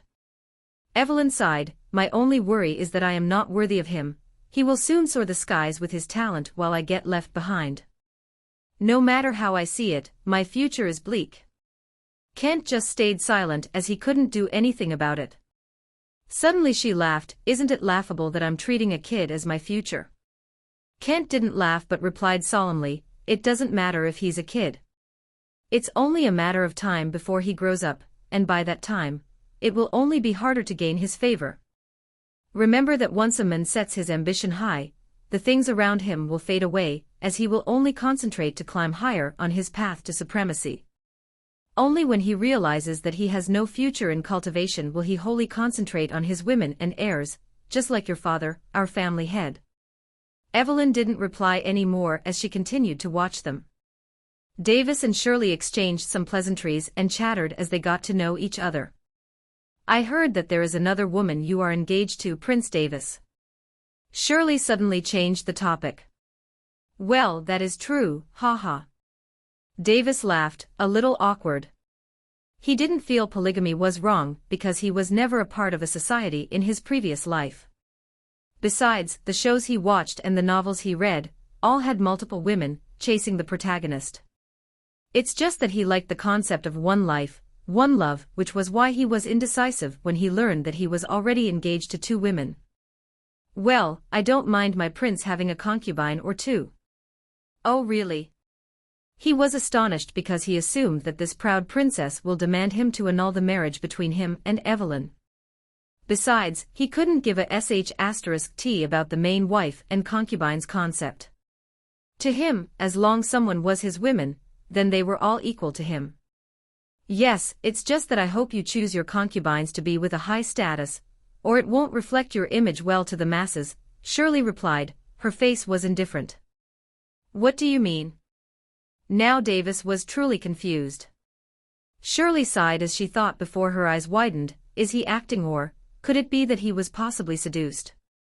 After all, masters, being enamored with their servants was a common matter in this world. Don't you realize that you have been seduced by your maid? She asked with a questioning gaze while raising her hands. Me? Davis pointed at himself. Me? Wait. Is this déjà vu? He remembered the time when Clara confronted Elia. When exactly? What's your basis? He laughed, remembering that scene while he asked a question. No master would go that far to defend their servants from a powerful adversary, Shirley replied calmly, her tone still bold. You certainly don't mince your words. Davis liked that because she called Emperor Trider an adversary in front of him, without mincing her words. Her meaning was made clear, that Emperor Trider was their enemy. Don't change the argument, besides, why don't we have her come up and let her speak for herself? Shirley grinned, her beautiful smile was not at all visible as it was hidden under her veil. Hearing Elia's words, Davis frowned. He couldn't decide whether to call Elia here or not, because thinking positively, it might be a good experience for her, but as a result, she might experience getting bullied. From the seats below, a little girl stood up and walked above. Oh? Davis turned his head, and was astonished to see the sight. Elia headed to the place where the emperors sat, by herself, without anyone's encouragement. She held her head straight as she kept staring at Shirley while walking with bold steps. Once she reached that place, she trembled a moment before those powerful emperors before calming down herself as she took a deep breath. She then clasped her hands and greeted the emperors as she bowed slightly. Elia greets all the emperors. Humph. Emperor Trider harumphed while many others frowned. According to ethics and hierarchy, a servant should bow down on all fours. What Elia did was showing them little respect, it could be even said that she no respect. Little girl, aren't you overstepping your bounds? Emperor Ruth asked. Elia just shook her head with a calm facade. Since she decided to come here, she decided that she will give her best till the end, so that she can prove herself to be worthy to be his friend. Oh. Emperor Ruth rubbed his chin as he smiled, he wondered what confidence this girl had to be this impertinent in front of them. You, a servant, regardless of your age, tried to seduce the prince. Do you know what kind of offense is that, and what kind of punishment it leads to? Shirley was almost sure that this little girl used her innocent facade to seduce Davis. After all, in her eyes, all she saw was that this little girl could even stand in front of the emperors while still disrespecting them. Hearing that, Elia sighed. As expected, it always comes to that. As of today, I'm no longer a servant of Prince Davis, Elia said solemnly, each word echoed in Davis's ears as he smiled. Logan was puzzled, when did this happen? Emperor Lorette, is that true? Emperor Ashton asked as he had to support his daughter. Logan didn't reply but looked at Davis. Seeing that Davis didn't have any problem with her response, he understood that it was true. Logan nodded his head. It certainly is. I knew it. The sky-grade cultivation techniques she uses are from your lowered empire. Emperor Ashton shouted. Just before Davis opened his mouth to explain that. I am now an independent common cultivator and also a friend of Prince Davis. As of now, I'm a free person. Furthermore, I promised to work under Prince Davis as a subordinate to repay the favor he had shown me my whole life. Elia said as she tightened her fists. Heh, is that any different from being a servant? Shirley sneered. Elia replied, her headstrong will pushed her forward, it is, my life is no longer in the hands of others. You're wrong, that is your delusion. Your fate is still decided by the strong cultivators like me. All I need is a single hit to end your puny life. Shirley extended her hands as she pointed towards Elia's forehead. She had a half-inch long nail on her fingers. Suddenly, a voice erupted from her side, as if continuing her sentence. And try to make a single scratch on her, let me see if you're still alive the next second. You. Shirley pointed her finger at Davis as she trembled in anger. A moment later, she believed what he said was untrue, but his cold eyes seemed to say otherwise. She obviously didn't expect him to go this far. Jejejej. This kind of hilarious spectacle is the first I've ever seen from the prince of an empire. Emperor Loret, can't you see that your son is disgracing himself for the sake of a lowly slave? I guess it wasn't a mistake to believe that the lowered empire has fallen with the fall of your late father, Jej. Emperor Trider, who was silent this whole time, finally saw an opportunity to annul this marriage alliance between the lowered empire and the Ashton Empire. Logan stood up as his aura flared up. He couldn't stand it when someone disrespected his father. Davis narrowed his eyes. He finally had enough of this person who always seemed to piss him off. And you? Why the hell are you spouting nonsense? Weren't you the one who sent this overgrown inverted harmless viper to hunt me down? Emperor Tri-Sh*T. Davis snapped as he took out the corpse from his space ring. What? Is it true? Logan and Emperor Ashton simultaneously shouted, seeing the inverted harmless viper corpse. Insolence! You dare to frame me? Do you know the punishment for a false charge against an emperor as well as disrespecting an emperor? Emperor Trider's heart skipped a beat, but he still feigned an angry facade as he shouted. His facial expression denoted that he was falsely accused. Humph. Everyone would know whether if I'm framing you or not. Davis grinned before continuing, everyone, do you know the time when a certain part of the Furzan Islands projection went down? Yes, how do you know that? Emperor Ruth questioned, quite inquisitive. I know that because I saw some strange bird hunt down the monitoring bugs around us at that time. In the next moment, the inverted harmless viper attacked us the moment these monitoring bugs were devoured. If I remember correctly, wasn't the tamed beast of Emperor Trider a bird? Yes, it's the vicious eye hawk. Emperor Ashton nodded his head. No matter how I see it, it doesn't seem like a coincidence. Davis said calmly, but there was a faint killing intent in his eyes. Jej, so what? I was the one who sent it to kill you, what are you going to do about it? Emperor Trider sneered. He didn't bother hiding any more as he got caught red-handed. Because if he struggled pathetically, it would totally ruin his name, and it would only be a matter of time before they investigate and find out which will ruin his reputation. Emperor Trider, you've gone overboard this time. Logan stepped up with a solemn expression. This time he was really pissed off as Emperor Trider played with something he shouldn't have played with. Just when Logan took out his sword from the space ring, Davis stood in front of him and obstructed. Leave it to me, Dad, Davis uttered in a reliant tone.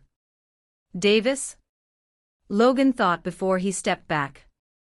Even though Logan had no idea about why his son was confident in handling Emperor Trider, he knew that his son wouldn't act without confidence. Besides, if anything untoward happens, then I can strike him out without any mercy. Or so Logan thought as his hands were itching to get revenge. If it weren't for the upcoming invasion of the outsiders, he would have already attacked him by now. Detached, everyone knows that we are itching to kill each other right now, Emperor Lorot. Even your disgraceful son wants to take me down. Detached, naive. But did you forget that we are to cease any conflict by the decree of the Guardian Alliance?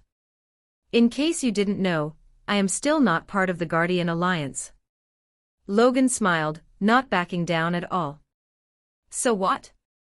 That is the case formally. Informally, you are still part of the Guardian Alliance. If you dare to harm me during these times, then by the rules of the Guardian Alliance, all the emperors will hunt you down.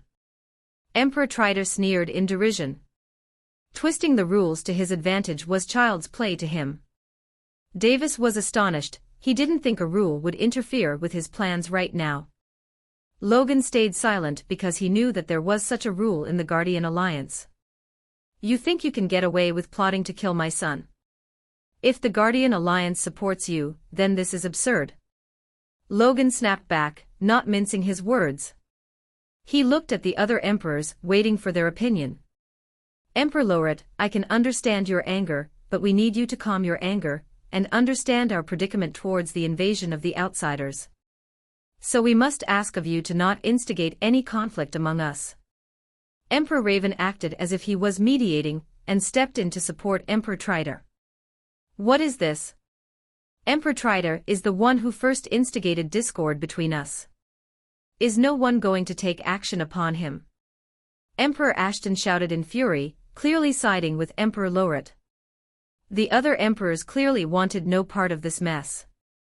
Exchanges spewed back and forth until Emperor Ruth stepped in to mediate the two parties. All right, the Guardia. Just when he tried to arbitrate, a dense aura of killing intent erupted from his side. He instantly turned to look at the source of the killing intent, and was shocked for a moment as he felt a chill spread across his spine, which unconsciously made him shut his mouth. This was the same for other emperors as well as Logan. Shirley and Elia, who were quiet all this time, trembled from that sheer killing intent. Can we end this farce? Davis asked calmly as if he were tired of their **T. In his hand, he held two white sheets of paper which looked like a paper talisman. It looked like any kind of common paper talisman that was being sold in the streets of their various empires. A talisman? This was the kind of thought that ran through everyone's head. Emperor Raven and Emperor Triter went on alert, but suddenly they glimpsed that there was something written on the two white sheets of paper talisman. Ken Triter. Mike Raven. Brat. Why are our names written there? Emperor Raven shouted while Emperor Triter suddenly felt a chill on his back. Emperor Triter froze for a second, but heaved a sigh of relief the next moment. He felt like death was upon him when he saw the paper talisman having his name, but he quickly dismissed it as his imagination. After all, the entire scene was odd in the first place. In fact, even Emperor Raven felt the same, but he quickly dismissed it even before Emperor Triter did. Oh, shortly in a moment you two will know. The reason why I wrote your names in this paper talismans was that because, ultimately, you two are total scumbags, who wasted innocent lives even when they had nothing to do with you two. This act of ruthlessness has cost the lives of millions of people, and the heavens couldn't keep watching your. Alright, enough **T. In the next 10 seconds, you two will die. Davis ended his sentence as he electrocuted the paper talismans to ashes. The ashes spread to a direction as the wind blew hard enough to be heard audibly at that moment. Combined with that utter silence after Davis's words, all of them were tricked into believing that these two emperors will die for a second. An instant later, Emperor Raven came out of his reverie while laughing out loud. Emperor Triter did the same. But if one viewed them closely, one could see that their backs were drenched with sweat. Young lad, you are a naughty fellow. Anyway, that helped me curb the problem that troubled us right now. Emperor Ruth smiled and nodded his head in approval. Right now, he totally had the impression that Davis seemed to joke at this time, only to get the situation from worsening to an unrecoverable state. But he couldn't understand why Davis was still emitting that killing intent. Perhaps he really holds a grudge, but is magnanimous enough to leave it be due to the upcoming invasion. What a wise lad. Or so he thought. Ah, there's only 3 seconds left. Davis hollered as he acted startled. However, his eyes were still radiating killing intent as he calmly watched those 2 clowns. Hearing that, everyone frowned. Why is he still continuing with that act? Emperor Ashton had a confused expression on his face. He then abruptly thought, could it be? Suddenly, Emperor Triter and Emperor Raven trembled, their eyes went wide as they shuddered in horror. Their 7 orifices bled as the energy in their body abruptly went berserk, which ultimately led them to have convulsions as they dropped to the ground. Their dantians instantly erupted unstably and exploded, causing a mini-explosion in their body, which sequentially destroyed all the organs in their bodies, resulting in an excruciating death. Everyone's eyes glazed over in horror as they saw those 2 emperors lie down in a pool of blood. What? Emperor Ruth shouted out as his eyes widened while he fell down on his back, not at all believing his eyes. Everyone froze in utter terror. The sheer sight of the gruesome scene was unimaginable to them. The atmosphere remained chaotically tranquil while their eyes remained wide open as they couldn't process what had transpired. Fear made their hearts weak as it palpitated at a faster rate. They couldn't utter a single word that was capable of conveying their emotions. The scene itself looked odd while at the same time, also felt surreal. They could only look at Davis, seeking for answers. Although some of them didn't even dare to look at him, afraid that they will be targeted next for no specific reason. Logan, Elia and Shirley were utterly dumbfounded, not able to figure the reason why these 2 emperors had their cultivation destroyed suddenly, resulting in their deaths. Although all of them guessed that it had to do something with those paper talismans, nobody was sure of it. Davis had a faint smile on his face. He waited for fear to root itself in their hearts before carrying on to confuse them with his words. The silence was prevalent in the eerie atmosphere, which made the people heavily sweat as no one spoke. A few moments continued to pass when finally, someone couldn't take it anymore. A voice sounded out in the clouded atmosphere. Pr. Prince Davis. What exactly is happening here? Emperor Claymore asked, his tone was respectful, unknown to him. I just killed Emperor Triter and Emperor Raven, and I think it isn't any different from killing mortal stage magical beasts, Davis replied in a casual tone, as if he had done something which wasn't a big matter. No different than killing mortal stage magical beasts. Everyone's eyes twitched while the fear inside their hearts also grew a little. What are those paper talismans? Emperor Ruth asked in disbelief as he gulped. Oh. So you people noticed. Do you want to know what it is? Davis acted as if he had just noticed their findings and asked them in a teasing manner. Yes. Emperor Ashton replied, his tone was one of excitement. He was starting to believe that his speculations were 99% accurate at this moment. This? I am not sure if I should say this, but since you are all my elders and seniors, it would be bad if I kept this as a secret at this point. Davis rubbed his chin, as if he was contemplating on whether to tell them the truth. He walked forward as he contemplated, he stepped on the filthy pool of blood and removed the 2 space rings from the corpses. Everyone read the lines in between, and knew what Davis indirectly meant.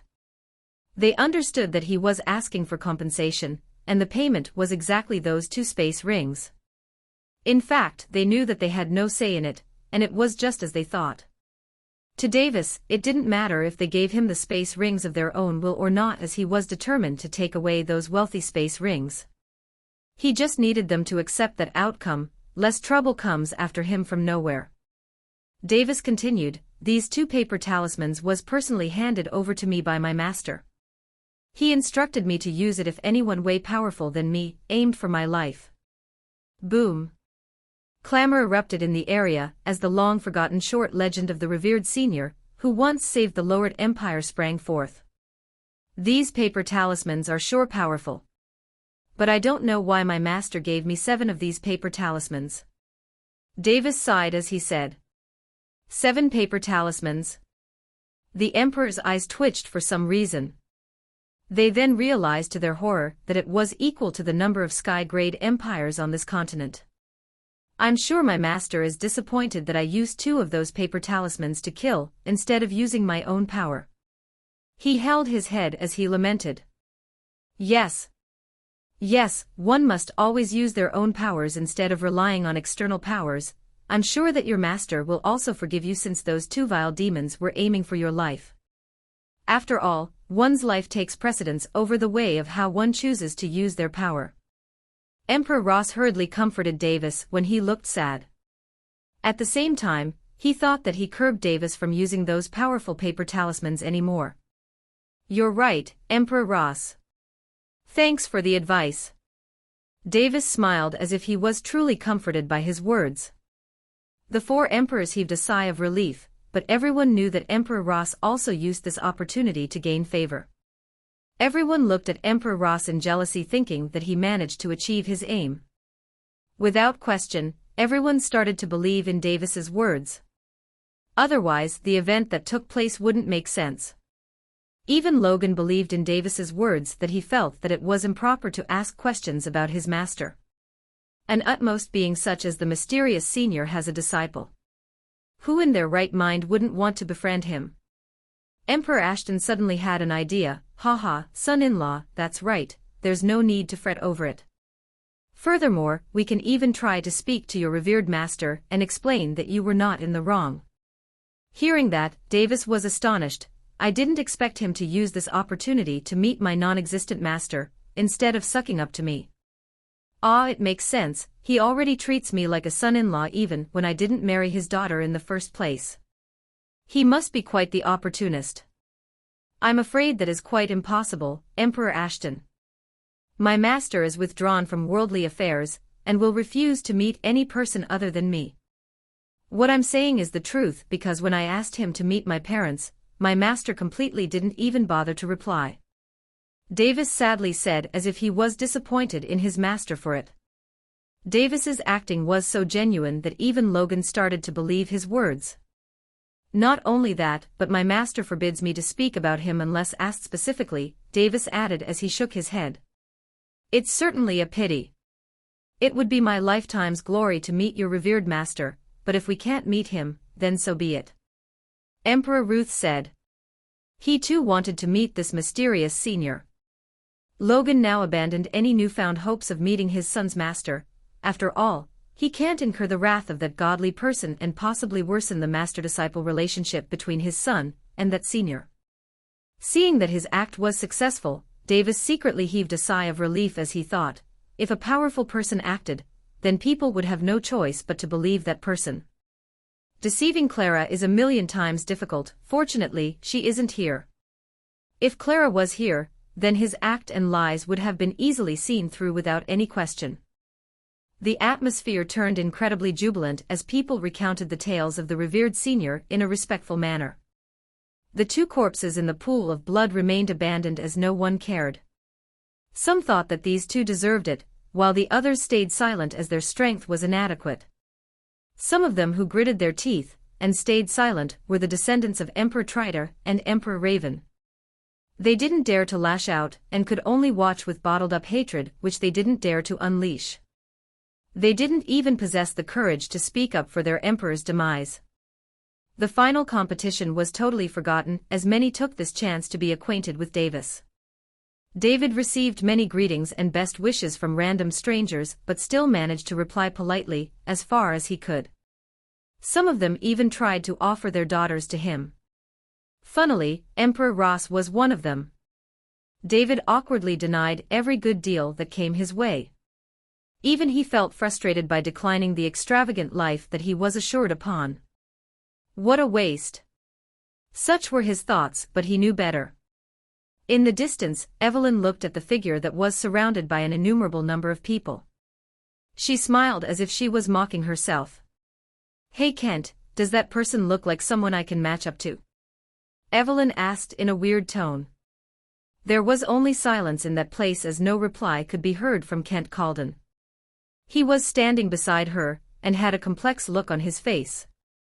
Evelyn bit her lips. Isn't this cruel? Why did father have to engage me with someone like him? As she was in the distance, all she could see was that Davis was surrounded by people, and most of them were women. She could see them looking at Davis with sparkling eyes. She walked forward, heading to the place where Davis was. Is she going? Zara asked in a pitiful manner.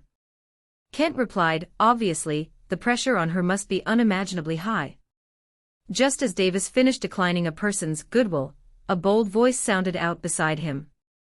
Prince Davis. David turned to look at the source of the voice. Princess Shirley, what can I do for you? There was a slight hesitation that was visible on her face. Davis noticed that and thought, is she also going to chalk up to me? She sighed for a moment, then said, I now realize my wrongs. I was mistaken to berate your maid when I said that she wasn't worthy of you, indirectly. Hearing that, Davis laughed in his mind but replied as he wanted to know her sudden change of mind, what makes you say that? He then saw her twirling her bangs in frustration. What makes me say that you say? It's because I realize that I am also not worthy of you. Therefore you can annul the marriage with me. What?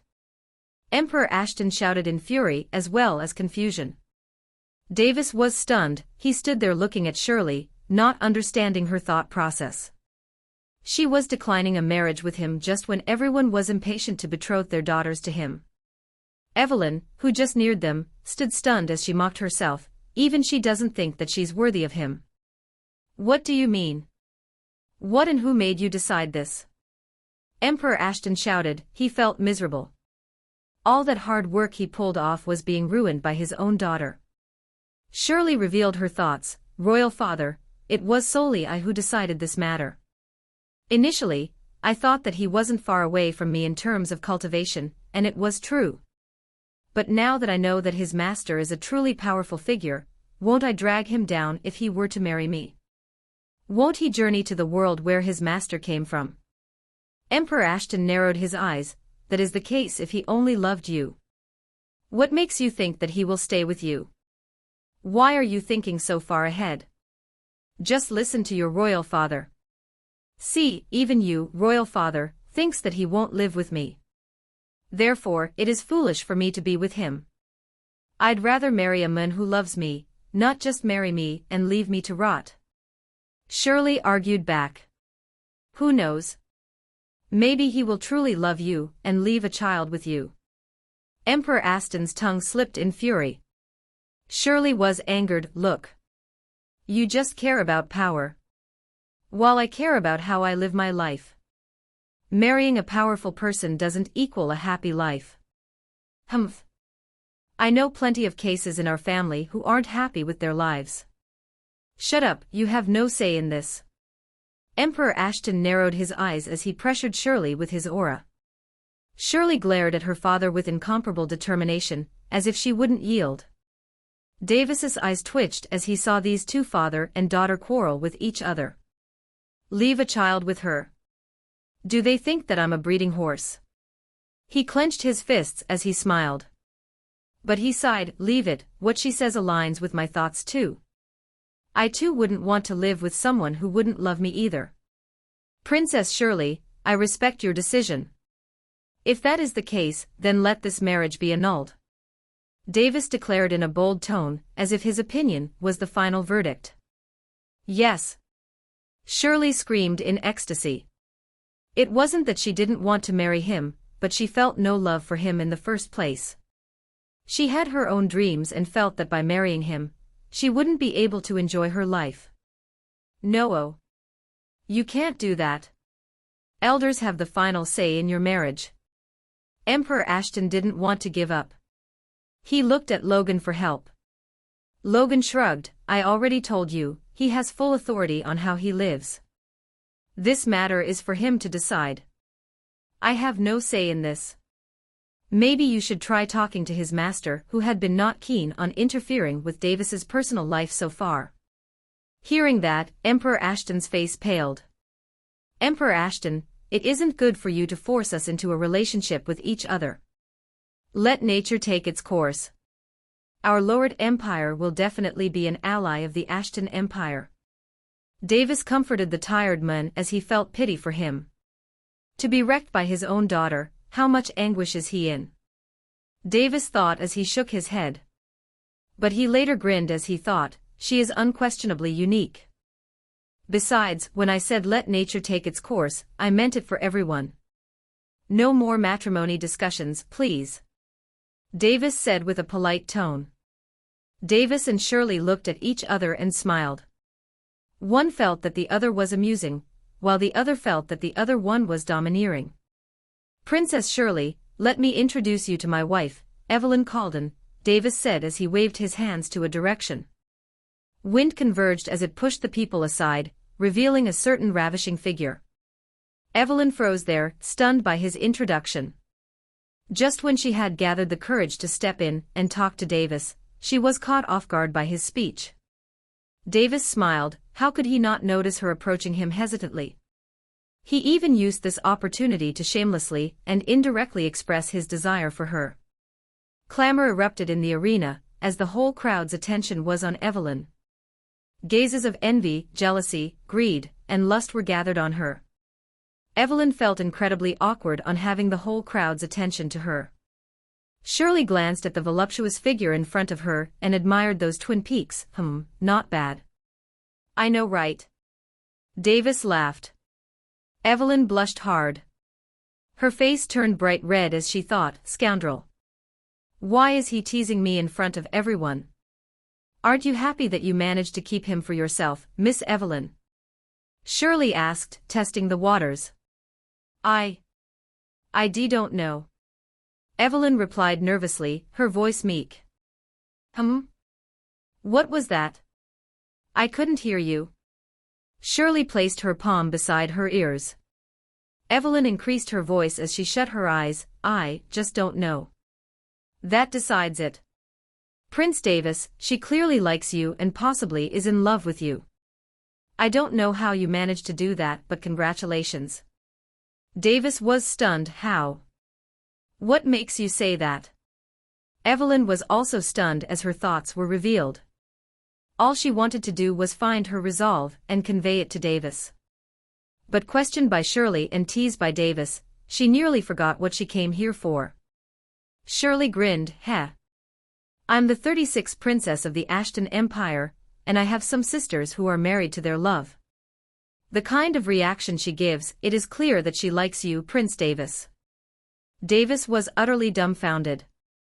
All he heard was I don't know, and from that, she was able to garner a lot of information. What the actual fuck? Women are scary. Davis gulped as he thought, but his gaze unconsciously turned affectionate while looking at Evelyn. Our royal father dotes on us a lot. Even though he is greedy, he is truly a good father and an emperor. Otherwise, he wouldn't let me off this easily. Shirley smiled and said, You were born to a good family. Davis nodded his head, quite happy for her. Isn't your family the same? She asked as she grinned. Yes, though that wouldn't be the case if the rebellion didn't happen, Davis smirked. Ha, aren't you straightforward? Just the way I like it. She laughed out loud. Then sighed, a pity, you are way out of my league. Davis fell silent. If she felt like that, then he couldn't do anything about it. She wasn't his responsibility anyway, and towards her, all he felt was a friendship kind of feeling, like the one he had with Elia. Don't you feel the same, Miss Evelyn?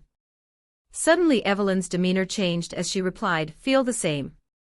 I have been stabbed by this feeling from the moment I saw him. Since her feelings had been found out, she felt that there was no use to being shy anymore. She felt that she should be bolder. So your decision to love him was after that? Shirley asked as he pointed at Davis. Evelyn hurriedly denied, after that. No. Initially, I was just like you in some way, perhaps, at some point, I started thinking about him. Shirley giggled, even though he is still a kid. Evelyn was amused, she then chuckled, he certainly doesn't act like one. Well, that's true. Shirley looked at the two corpses near her. By the way, you have my gratitude for killing that bastard. He was just way too much. Shirley thanked Davis as she felt that the humiliation she received earlier was avenged by him. Davis smiled, "No problem. Then, I'll take my leave. Goodbye Prince Davis, Miss Evelyn." Shirley clasped her hands and walked away. Just as she walked, she suddenly stopped and turned back. "Goodbye. Elia, was it?" Elia, who was silent the entire time, was astonished. "Princess is acknowledging me?" she asked in incredulity. Shirley giggled, "Well, you could say that. Your friend here has made me understand that there are always powerful people above you, and it is not good to act arrogant all the time." Shirley, Elia and Evelyn once again turned to look at those two corpses of the emperors who were just alive an hour ago. They were once again reminded that Davis was just 10 years old, a disciple of a powerful being, and didn't even take him a minute to take down the two emperors who were part of the continent's strongest 7. Shirley laughed as she left. "Next time I see, you might even be stronger than me, hee hee." "No, that." Elia tried to deny it, but no words came out of her mouth as she clenched her fists. Davis smiled. He could see that her resolve to get stronger didn't let her degrade herself. He turned his face and saw Shirley's back. He felt a little sad that he didn't get to see her face. Suddenly, he noticed something and turned aside, only to see Evelyn running away. He laughed and shook his head. "It's not like I'm going to eat her, she must have been so embarrassed to be running away from me." "Don't you need to follow her?" Elia asked as she pointed at the escaping Evelyn. "Leave it, there's no need to be forceful. Let it be." Davis replied, his heart was full of satisfaction right now. "Aren't you afraid that someone will steal her away from you?" Elia asked teasingly. "Oh. Then they will be courting death." Davis replied with a slight grin, but his face turned weird. "When did you learn to tease?" "Who taught you that?"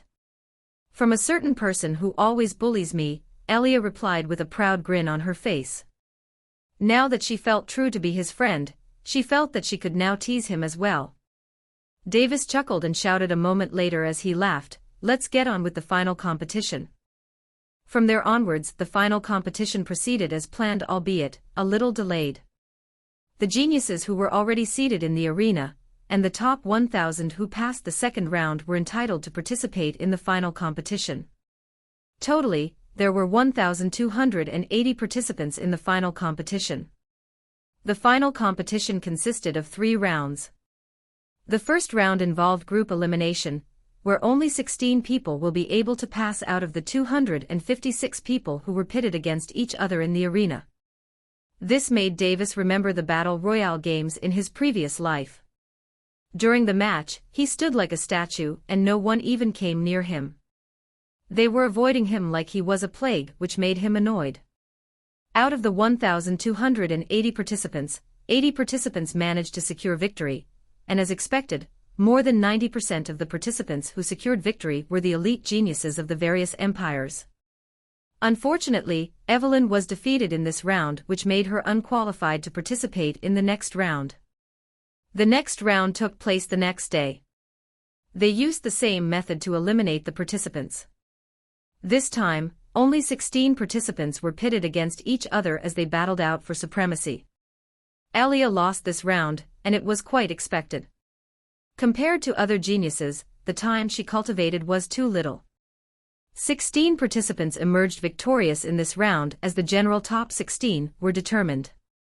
Then the top 16 participant was made to do one-on-one battles, which increased the valiant and heroic atmosphere of the arena. In the arena, 3 matches simultaneously took place in the 3 battle stages. The audience clamored and discussed in fervor as the matches between the geniuses exploded into magnificent battles, except for an anomaly. During the whole process, Davis didn't even have to open his mouth as the geniuses automatically surrendered of their own will. The number of participants dropped from 16 to 8. Then 8 to 4 and 4 turned to 2. In the largest battle stage, 2 silhouettes were staring at each other with odd expressions. "I knew I would finally face you, Princess Shirley." Davis smiled. He stood at one end of the stage, with his arms folded. A slight grin was visible on his face. Shirley smirked. Just so you know, I'm not gonna throw in the towel like the others. I'm gonna battle you to my heart's content. Davis was astonished. Even though you know that you will lose. His mentality took a turn for the worse when all the participants who were matched up with him conceded before he can even come up on the stage. He thought that Shirley would be one step higher and let him get to the stage before surrendering herself. Yes, this is how I play, and I don't need your concern. Come at me with all you've got. Shirley took out her red blazing sword with intricate carvings. It looked magnificent while the blade was sharp enough to slice a low-level Sky Beast stage magical beasts to pieces. It was a low-level Sky-grade weapon that comparable with Davis's spear. Looks like I went full retard and got arrogant. Davis sighed. No matter how he tried to not underestimate anyone, he got full of himself after being praised by hundreds of people. I should know better, tch. Davis cursed himself and took a decision. Thanks for reminding me something important, Davis said as he was thankful to her. Shirley grinned as she teased, what? Have you fallen for me now that you have seen my courage? Ha, no. It's just that I was reminded of how I once told myself to not underestimate people, lest I be killed in an instant without even knowing how. Shirley was taken aback. Oh, you mean like those 2 emperors who were killed by you in an instant? Davis nodded his head. You could say that. Shirley sighed. Arrogance. I can see that in your eyes even though you act a little humble. Let me tell you something. You don't need to act humble at all, only if you act arrogantly will people know that you are someone who holds power. Power is the ultimate requirement that you need to have in this world. Without that, you will be shunned and oppressed without end. I tell you, without your master, you would be targeted by all the people in this place except your father. So prove yourself that you have the right to be arrogant in front of everyone. By the time she finished speaking, her aura and energy erupted out like a large wave that suppressed the people in the audience seat. Shirley, who is 18 years old, has cultivated in all 3 cultivation system. Her cultivation reached peak-level iron stage, peak-level revolving core stage, and high-level nascent soul stage. She had the confidence that she will at least be able to battle him to a standstill. Prove myself. Davis looked at her in incredulity. Her words echoed in his ears that triggered explosions in his mind. He was surrounded by that grayish aura tinged with red energy flowing all around the place. Her aura didn't intimidate him at all, but combined with her words, he got goosebumps. Davis slowly lifted his hand as he pointed at her. You're right. I got to show these people that I have the right to be arrogant. Incredible waves of soul energy emanated from Davis as it exploded out. Soul suppression art. Fearsome waves of soul pressure descended upon Shirley, which instantly made her feel like that she had been placed in the depths of a tightly compressed cave which had trapped her viciously. Shirley froze as her powers dissipated and realized that she was not able to move. She fell down to her knees as she stared at Davis in fear. Young soul stage. Shirley's mind was filled with disbelief as she saw him make his way towards her. Uncontrollable fear erupted in her eyes when she saw him approaching her. Why you? Don't come near me.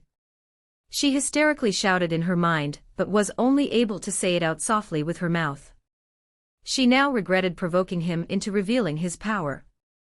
Davis stood in front of her as he looked down at her.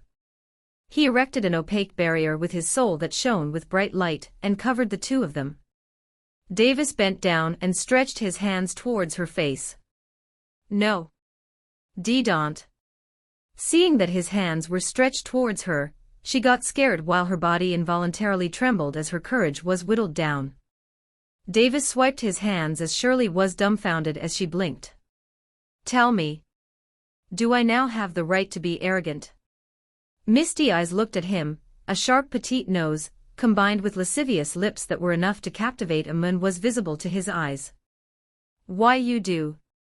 At this moment, she knew that she got utterly dominated by him in this match. Very well. Davis deactivated his soul suppression art and returned her veil to her. Shirley hurriedly stood up and stretched her hand to get the veil back. She quickly covered her face, as if she didn't want people to see her face. Davis had no idea why she did that and assumed that it must be some sort of tradition. Snap. Davis snapped his fingers, and the barrier around them disappeared as if it didn't exist in the first place. Looking around him, Davis was startled. He saw Emperor Ashton freeze, just ready to strike down on his barrier. If he were a moment late, then he would have been possibly sent flying by that blow. Davis wryly laughed as he looked at Shirley. Logan flew down as he stood beside him. Shirley coughed a little, I concede. Emperor Ashton hurriedly used his soul sense to probe inside Shirley's soul see for any abnormalities. Seeing that there were no abnormalities, he heaved a sigh of relief.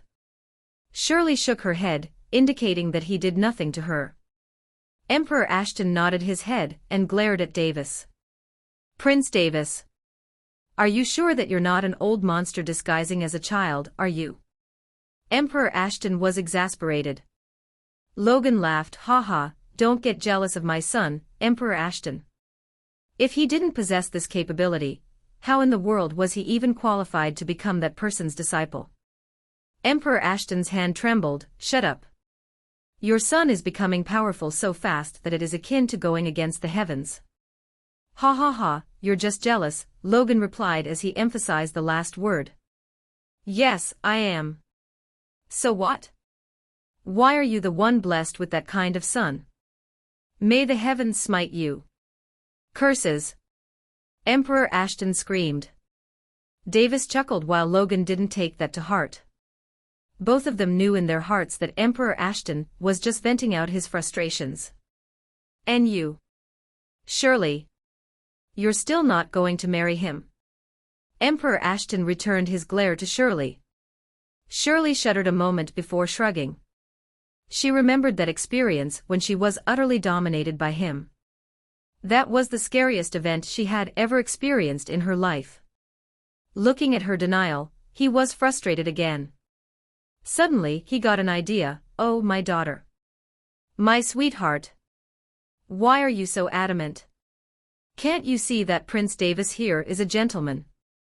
Davis was startled, gentleman. What does that have to do with me? What gentleman? A kid can't be a gentleman. Shirley argued back. Who told you that? The path to being a gentleman is open to all. Don't you remember? He didn't do anything to you when you were encased in that barrier. If he had wanted to, he could have placed a soul seal on you considering his soul cultivation. Your royal father here wouldn't have been able to do anything. Emperor Ashton continued, even so, he didn't want to control you and only wanted to press sunrise you into giving up. So you must know that he went easy on you and held back his strength a lot. Holy sh*t. Even I didn't think this far ahead. Davis was stunned. Shirley contemplated for a moment and realized what her father told her was true. She peeked at Davis with a short glance. Her only visible eye caught hold of his figure. Davis smiled softly at her. She hurriedly turned her head away and blushed from being caught by his gaze. Davis felt that this was awkward and laughed wryly. For some reason, he didn't want to deny Emperor Ashton's fake claim. Yes. Yes. Just a little push and this matter is settled. Emperor Ashton's eyes glowed with fervor. Just when he was going to continue with his bullsh*t, a voice sounded out. Since the victor is determined, this marks the end of the Grand Sea Continent meet. That solemn voice from before echoed again. Everyone's attention turned to Emperor Ruth as many youths identified him as the owner of that solemn voice. They looked at him point at the scoreboard. Their heads turned to the scoreboard as they let out shouts of joy. The scoreboard lit up in a stylish manner as fireworks, made from energy, exploded out in dazzling colors. First place, Davis Laureate. ND place, Shirley Ashton. RD place. 201st place, Elia. 454th place, Kent Calden. 723rd place, Evelyn Calden. Prince Davis, if you had revealed your cultivation even before the final competition started, we would have instantly and unanimously decided to give you the first place. I'm afraid that we have wasted your precious cultivation time, Emperor Ruth said as he flew down. Thank you for your hospitality, Emperor Ruth. I learned a lot from this Grand Sea Continent meet, so I do not consider this a waste. Davis replied as he clasped his hand. Right, you must have gained some experience regarding the ways of the world. If that is so, then I'm glad. Emperor Ruth nodded his head, as he took a liking to this young lad. Even though Princess Shirley said that you have to be arrogant to deter the people who are after you, it isn't necessarily the case. It doesn't matter if you are arrogant or modest, you should be just ruthless enough to provoke fear into the hearts of your enemies.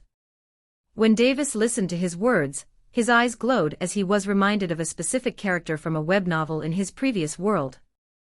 Thank you for your advice, Emperor Ruth. Haha, no need for honorifics, just call me by my name. Seeing that Davis wholeheartedly listened to his advice, he was even more fond of this boy. Yes, Mark Ruth. Davis chuckled. Emperor Ruth laughed, haha, you sure got guts. I've said this to a lot of people, but they still call me Emperor Ruth. Your boldness is one of the traits that I like.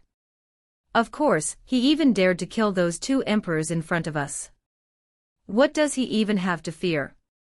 Logan replied, a little annoyed. He was planning to kill those two emperors when this 15-year period was over, but he certainly didn't expect his son to be one step ahead of him. Davis spread his hands, it was their fault for provoking me. Don't blame me. Emperor Ruth rolled his eyes, ruthless enough. Emperor Ashton looked at these three people who were having fun. He then turned his head aside to see his daughter walk away. He later sighed, believing that this opportunity was crushed by Emperor Ruth. Old fart. He muttered silently, giving up. Three emperors, I think it's time to mention the main purpose of this Grand Sea Continent meet to the top 200. A soul transmission sounded out in the minds of the three emperors who were in the battle stage. Logan, Emperor Ruth and Emperor Ashton looked at Emperor Claymore and nodded their heads. Everyone who is in the top 200, follow us to the pier, where we will board a small ship of the Guardian Alliance. Emperor Ross shouted out, his voice echoed throughout the main arena, like a tidal wave. Emperor Ross then moved out as he made his way to the ship, while the top 200 geniuses followed him obediently. In the small ship of the Guardian Alliance, the 7 emperors stood at the deck while the geniuses stood around the deck. It was almost like a public square assembly. Emperor Claymore stepped to the front. First of all, you all did well in obtaining one of the positions in the top 200. I imagine that you all know about what you're going to do next. Everyone in the top 200 was of royalty, so they knew about the matter of outsiders, and since they were participating in this competition, they were bound to know about this matter. The geniuses nodded their heads. Good, then let me explain the details of what you people are entitled to do in that secret entrance that will reopen in a year. Your objective is to kill all enemies you engage in there. All loot that you obtain will be handed to the power you belong to. If the power behind you lets you have the loot, then it will belong to you. The geniuses nodded their heads, they already knew this information, and were okay with it because they knew that the loot that they obtain will belong to them as long as the quality of the loot doesn't reach high-level sky grade and above, which is rare. It goes without saying that you youngsters should be prepared to die as well. All of you should play well as a team, and no infighting is allowed. If it were known that anyone has disobeyed this rule, then after you come out of the secret entrance, you will severely be dealt with without fail.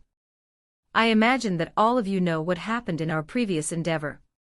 It should not be a bloodbath for us like the last time, where you greedy youngsters lusted for the loot of our enemies, and fought among yourselves, in which led the enemies to take advantage of us. Only a few came out alive of the 200 geniuses we sent. It was such a great loss on our part. Emperor Claymore had a disappointed look on his face. He then continued, all of you would do well to not let that happen this time. Davis narrowed his eyes as he thought, did that have a relation to how father and mother met? And lastly, search for an entrance to their world. He sighed as he continued, we still have not found an entrance to their world, and that's why they have an advantage over us. Unfortunately, it makes us unable to invade or scout their world.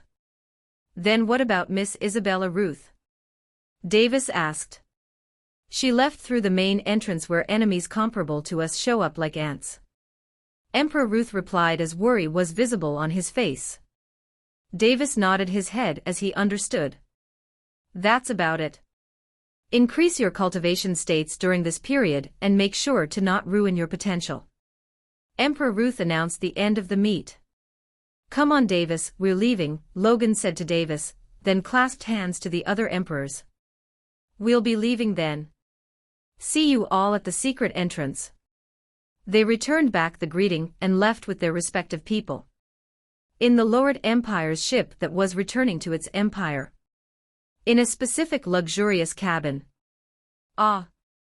No, it hurts, no more. Elia begged painfully. A hand skillfully touched her body, leaving a kind of white paste all over her skin in its advent. Shut up. This will take away any remaining scars from your injuries. Davis was applying a sky-grade medicine on her body, which had an effect on removing one's scars effectively. She was injured all over as scars could be seen all over her body. During the second round of the final competition, she had received a lot of slashes from her opponents, resulting in injuries on her hands, wrists, thighs and other delicate places. Davis had finished applying medicine on her arms, and moved his arm to touch her thighs. I'll do it. I'll do it myself. Elia hurriedly blocked him and screamed as her eyes began to turn misty. You should have said that in the first place. Davis grinned. He had no choice but to convince her through his evil hands. She originally refused to take that medicine as she wasn't his maid anymore, but Davis could care less about that. Davis handed over the medicine to her and moved away from her, giving her some privacy. He checked his palms and muttered in a low voice, so soft. He then shook his head, clearing away all thoughts from his head. A few minutes passed as Elia finished applying medicine to her injuries. Her skin glistened with a shiny appearance, indicating that it was good as new. Such effectiveness! She was astonished by the rarity of the medicine. Elia came near Davis and saw his face. Why is your face red? She asked curiously. Nothing. It's just. I was glad to be the winner of this competition. Davis's eyes darted left and right as he smiled. Oh. Congratulations to you, my prince. Silly me, I forgot to congratulate you. Elia laughed awkwardly. Thanks, now let's go. He said as he turned his head around and walked away. Yes. She followed him, smiling at his back as she thought, cute. Davis shouted in his mind. Phew, that was a close call. During that few minutes, all he heard was Elia painfully shouting, then later it changed into a weird moan that induced a reaction in the lower part of his body. He gulped and swallowed his saliva, furiously controlling his mind to not have any impure thoughts, which ultimately led to his face turning red. Wait! I almost forgot.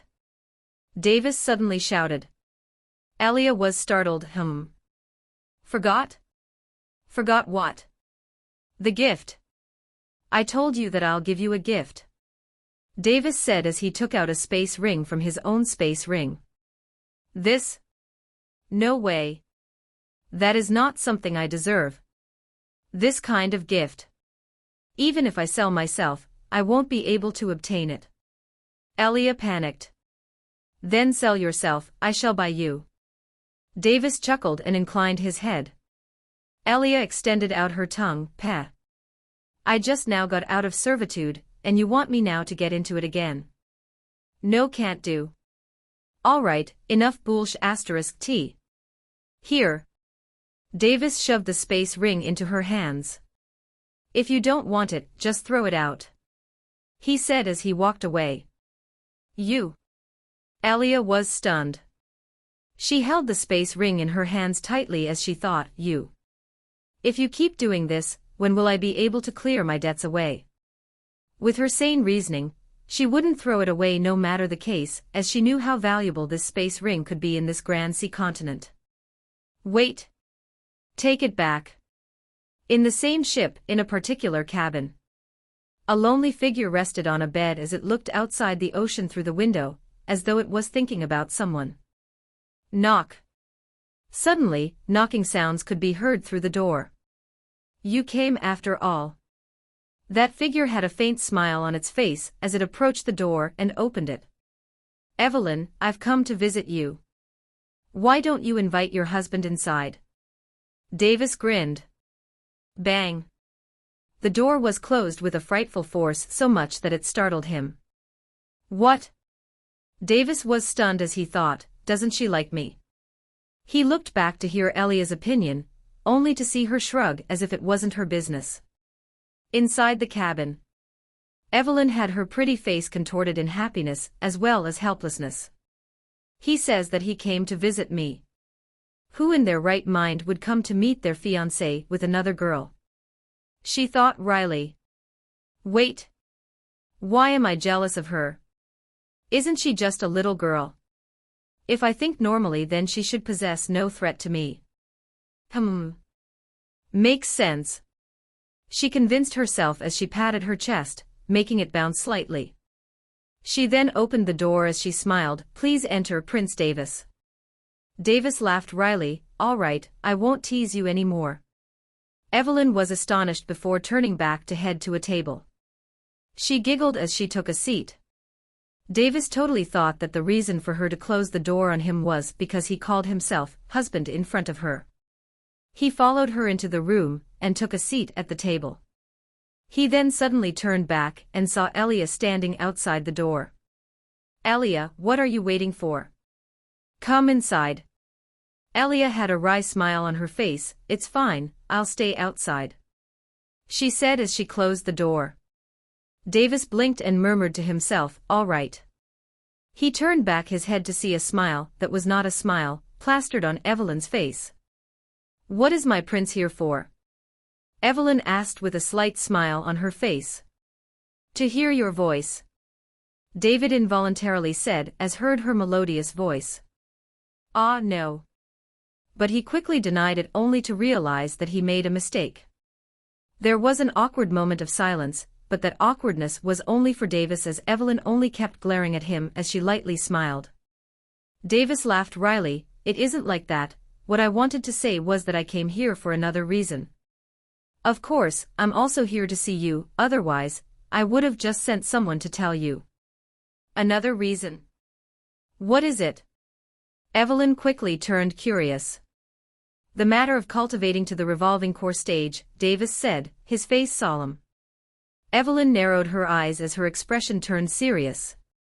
Thanks for trusting me with this matter. I am indebted to you, my prince. She said in a sincere tone. Don't be so fast. It's just that I don't know when I'll be able to finish researching about that, so I want you to understand that it might take more than a year. A year, I understand. She calmly replied. Wait, that's just the case when I'm confident about this. In truth, it could be worse and might take more than 10 years. More than 10 years. Her eyes shot wide open as she stared at Davis with an incredulous expression. He continued, I'm not deceiving you. It's just that I truly. Evelyn raised her hand, cutting him short from speaking any more words.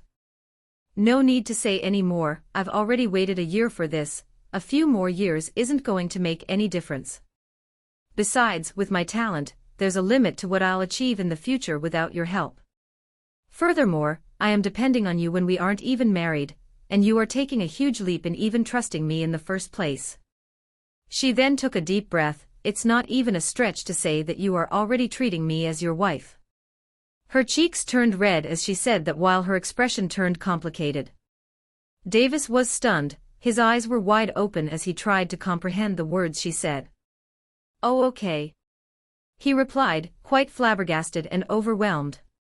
This, you believe me? Davis asked with a startled expression on his face. I want to and have no choice but to. Evelyn smiled wryly. Ha ha, right. Davis wryly smiled. Still, he felt trusted all the same. I like your honesty in telling me the truth. Relationships are built on trust, am I wrong?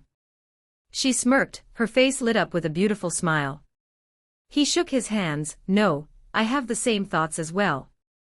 She laughed, haha, you're quite mature for your age. Did your revered master teach you about moral values? Haha, you could say that. Fuck. Just when she said that relationships are built on trust, I am already lying to her. Davis thought as he cried inside. I'll send word as soon as possible to you when I complete the research. Until then, goodbye. Davis stood up, he felt guilty all of a sudden. Besides, Elia was waiting for him outside, so he decided to leave sooner. Oh? You won't come to visit me until the time comes. Her voice turned cold as she smiled. I'll meet. Davis quickly shook his hands. Evelyn raised her head proudly. She felt good to get one over him. Davis walked to the door sadly. He opened the door and was going to exit when suddenly, he smirked back and said, Don't blame me if you lose your innocence when I come to visit you. He shut the door as he went outside without hearing her reply. You. Evelyn fumed while she thought about his words. Various images popped into her mind which made her blush hard. Trying to tease me. Heh. Standing outside the door, a joyful smile was on his face, totally forgetting the fact that he was still a kid.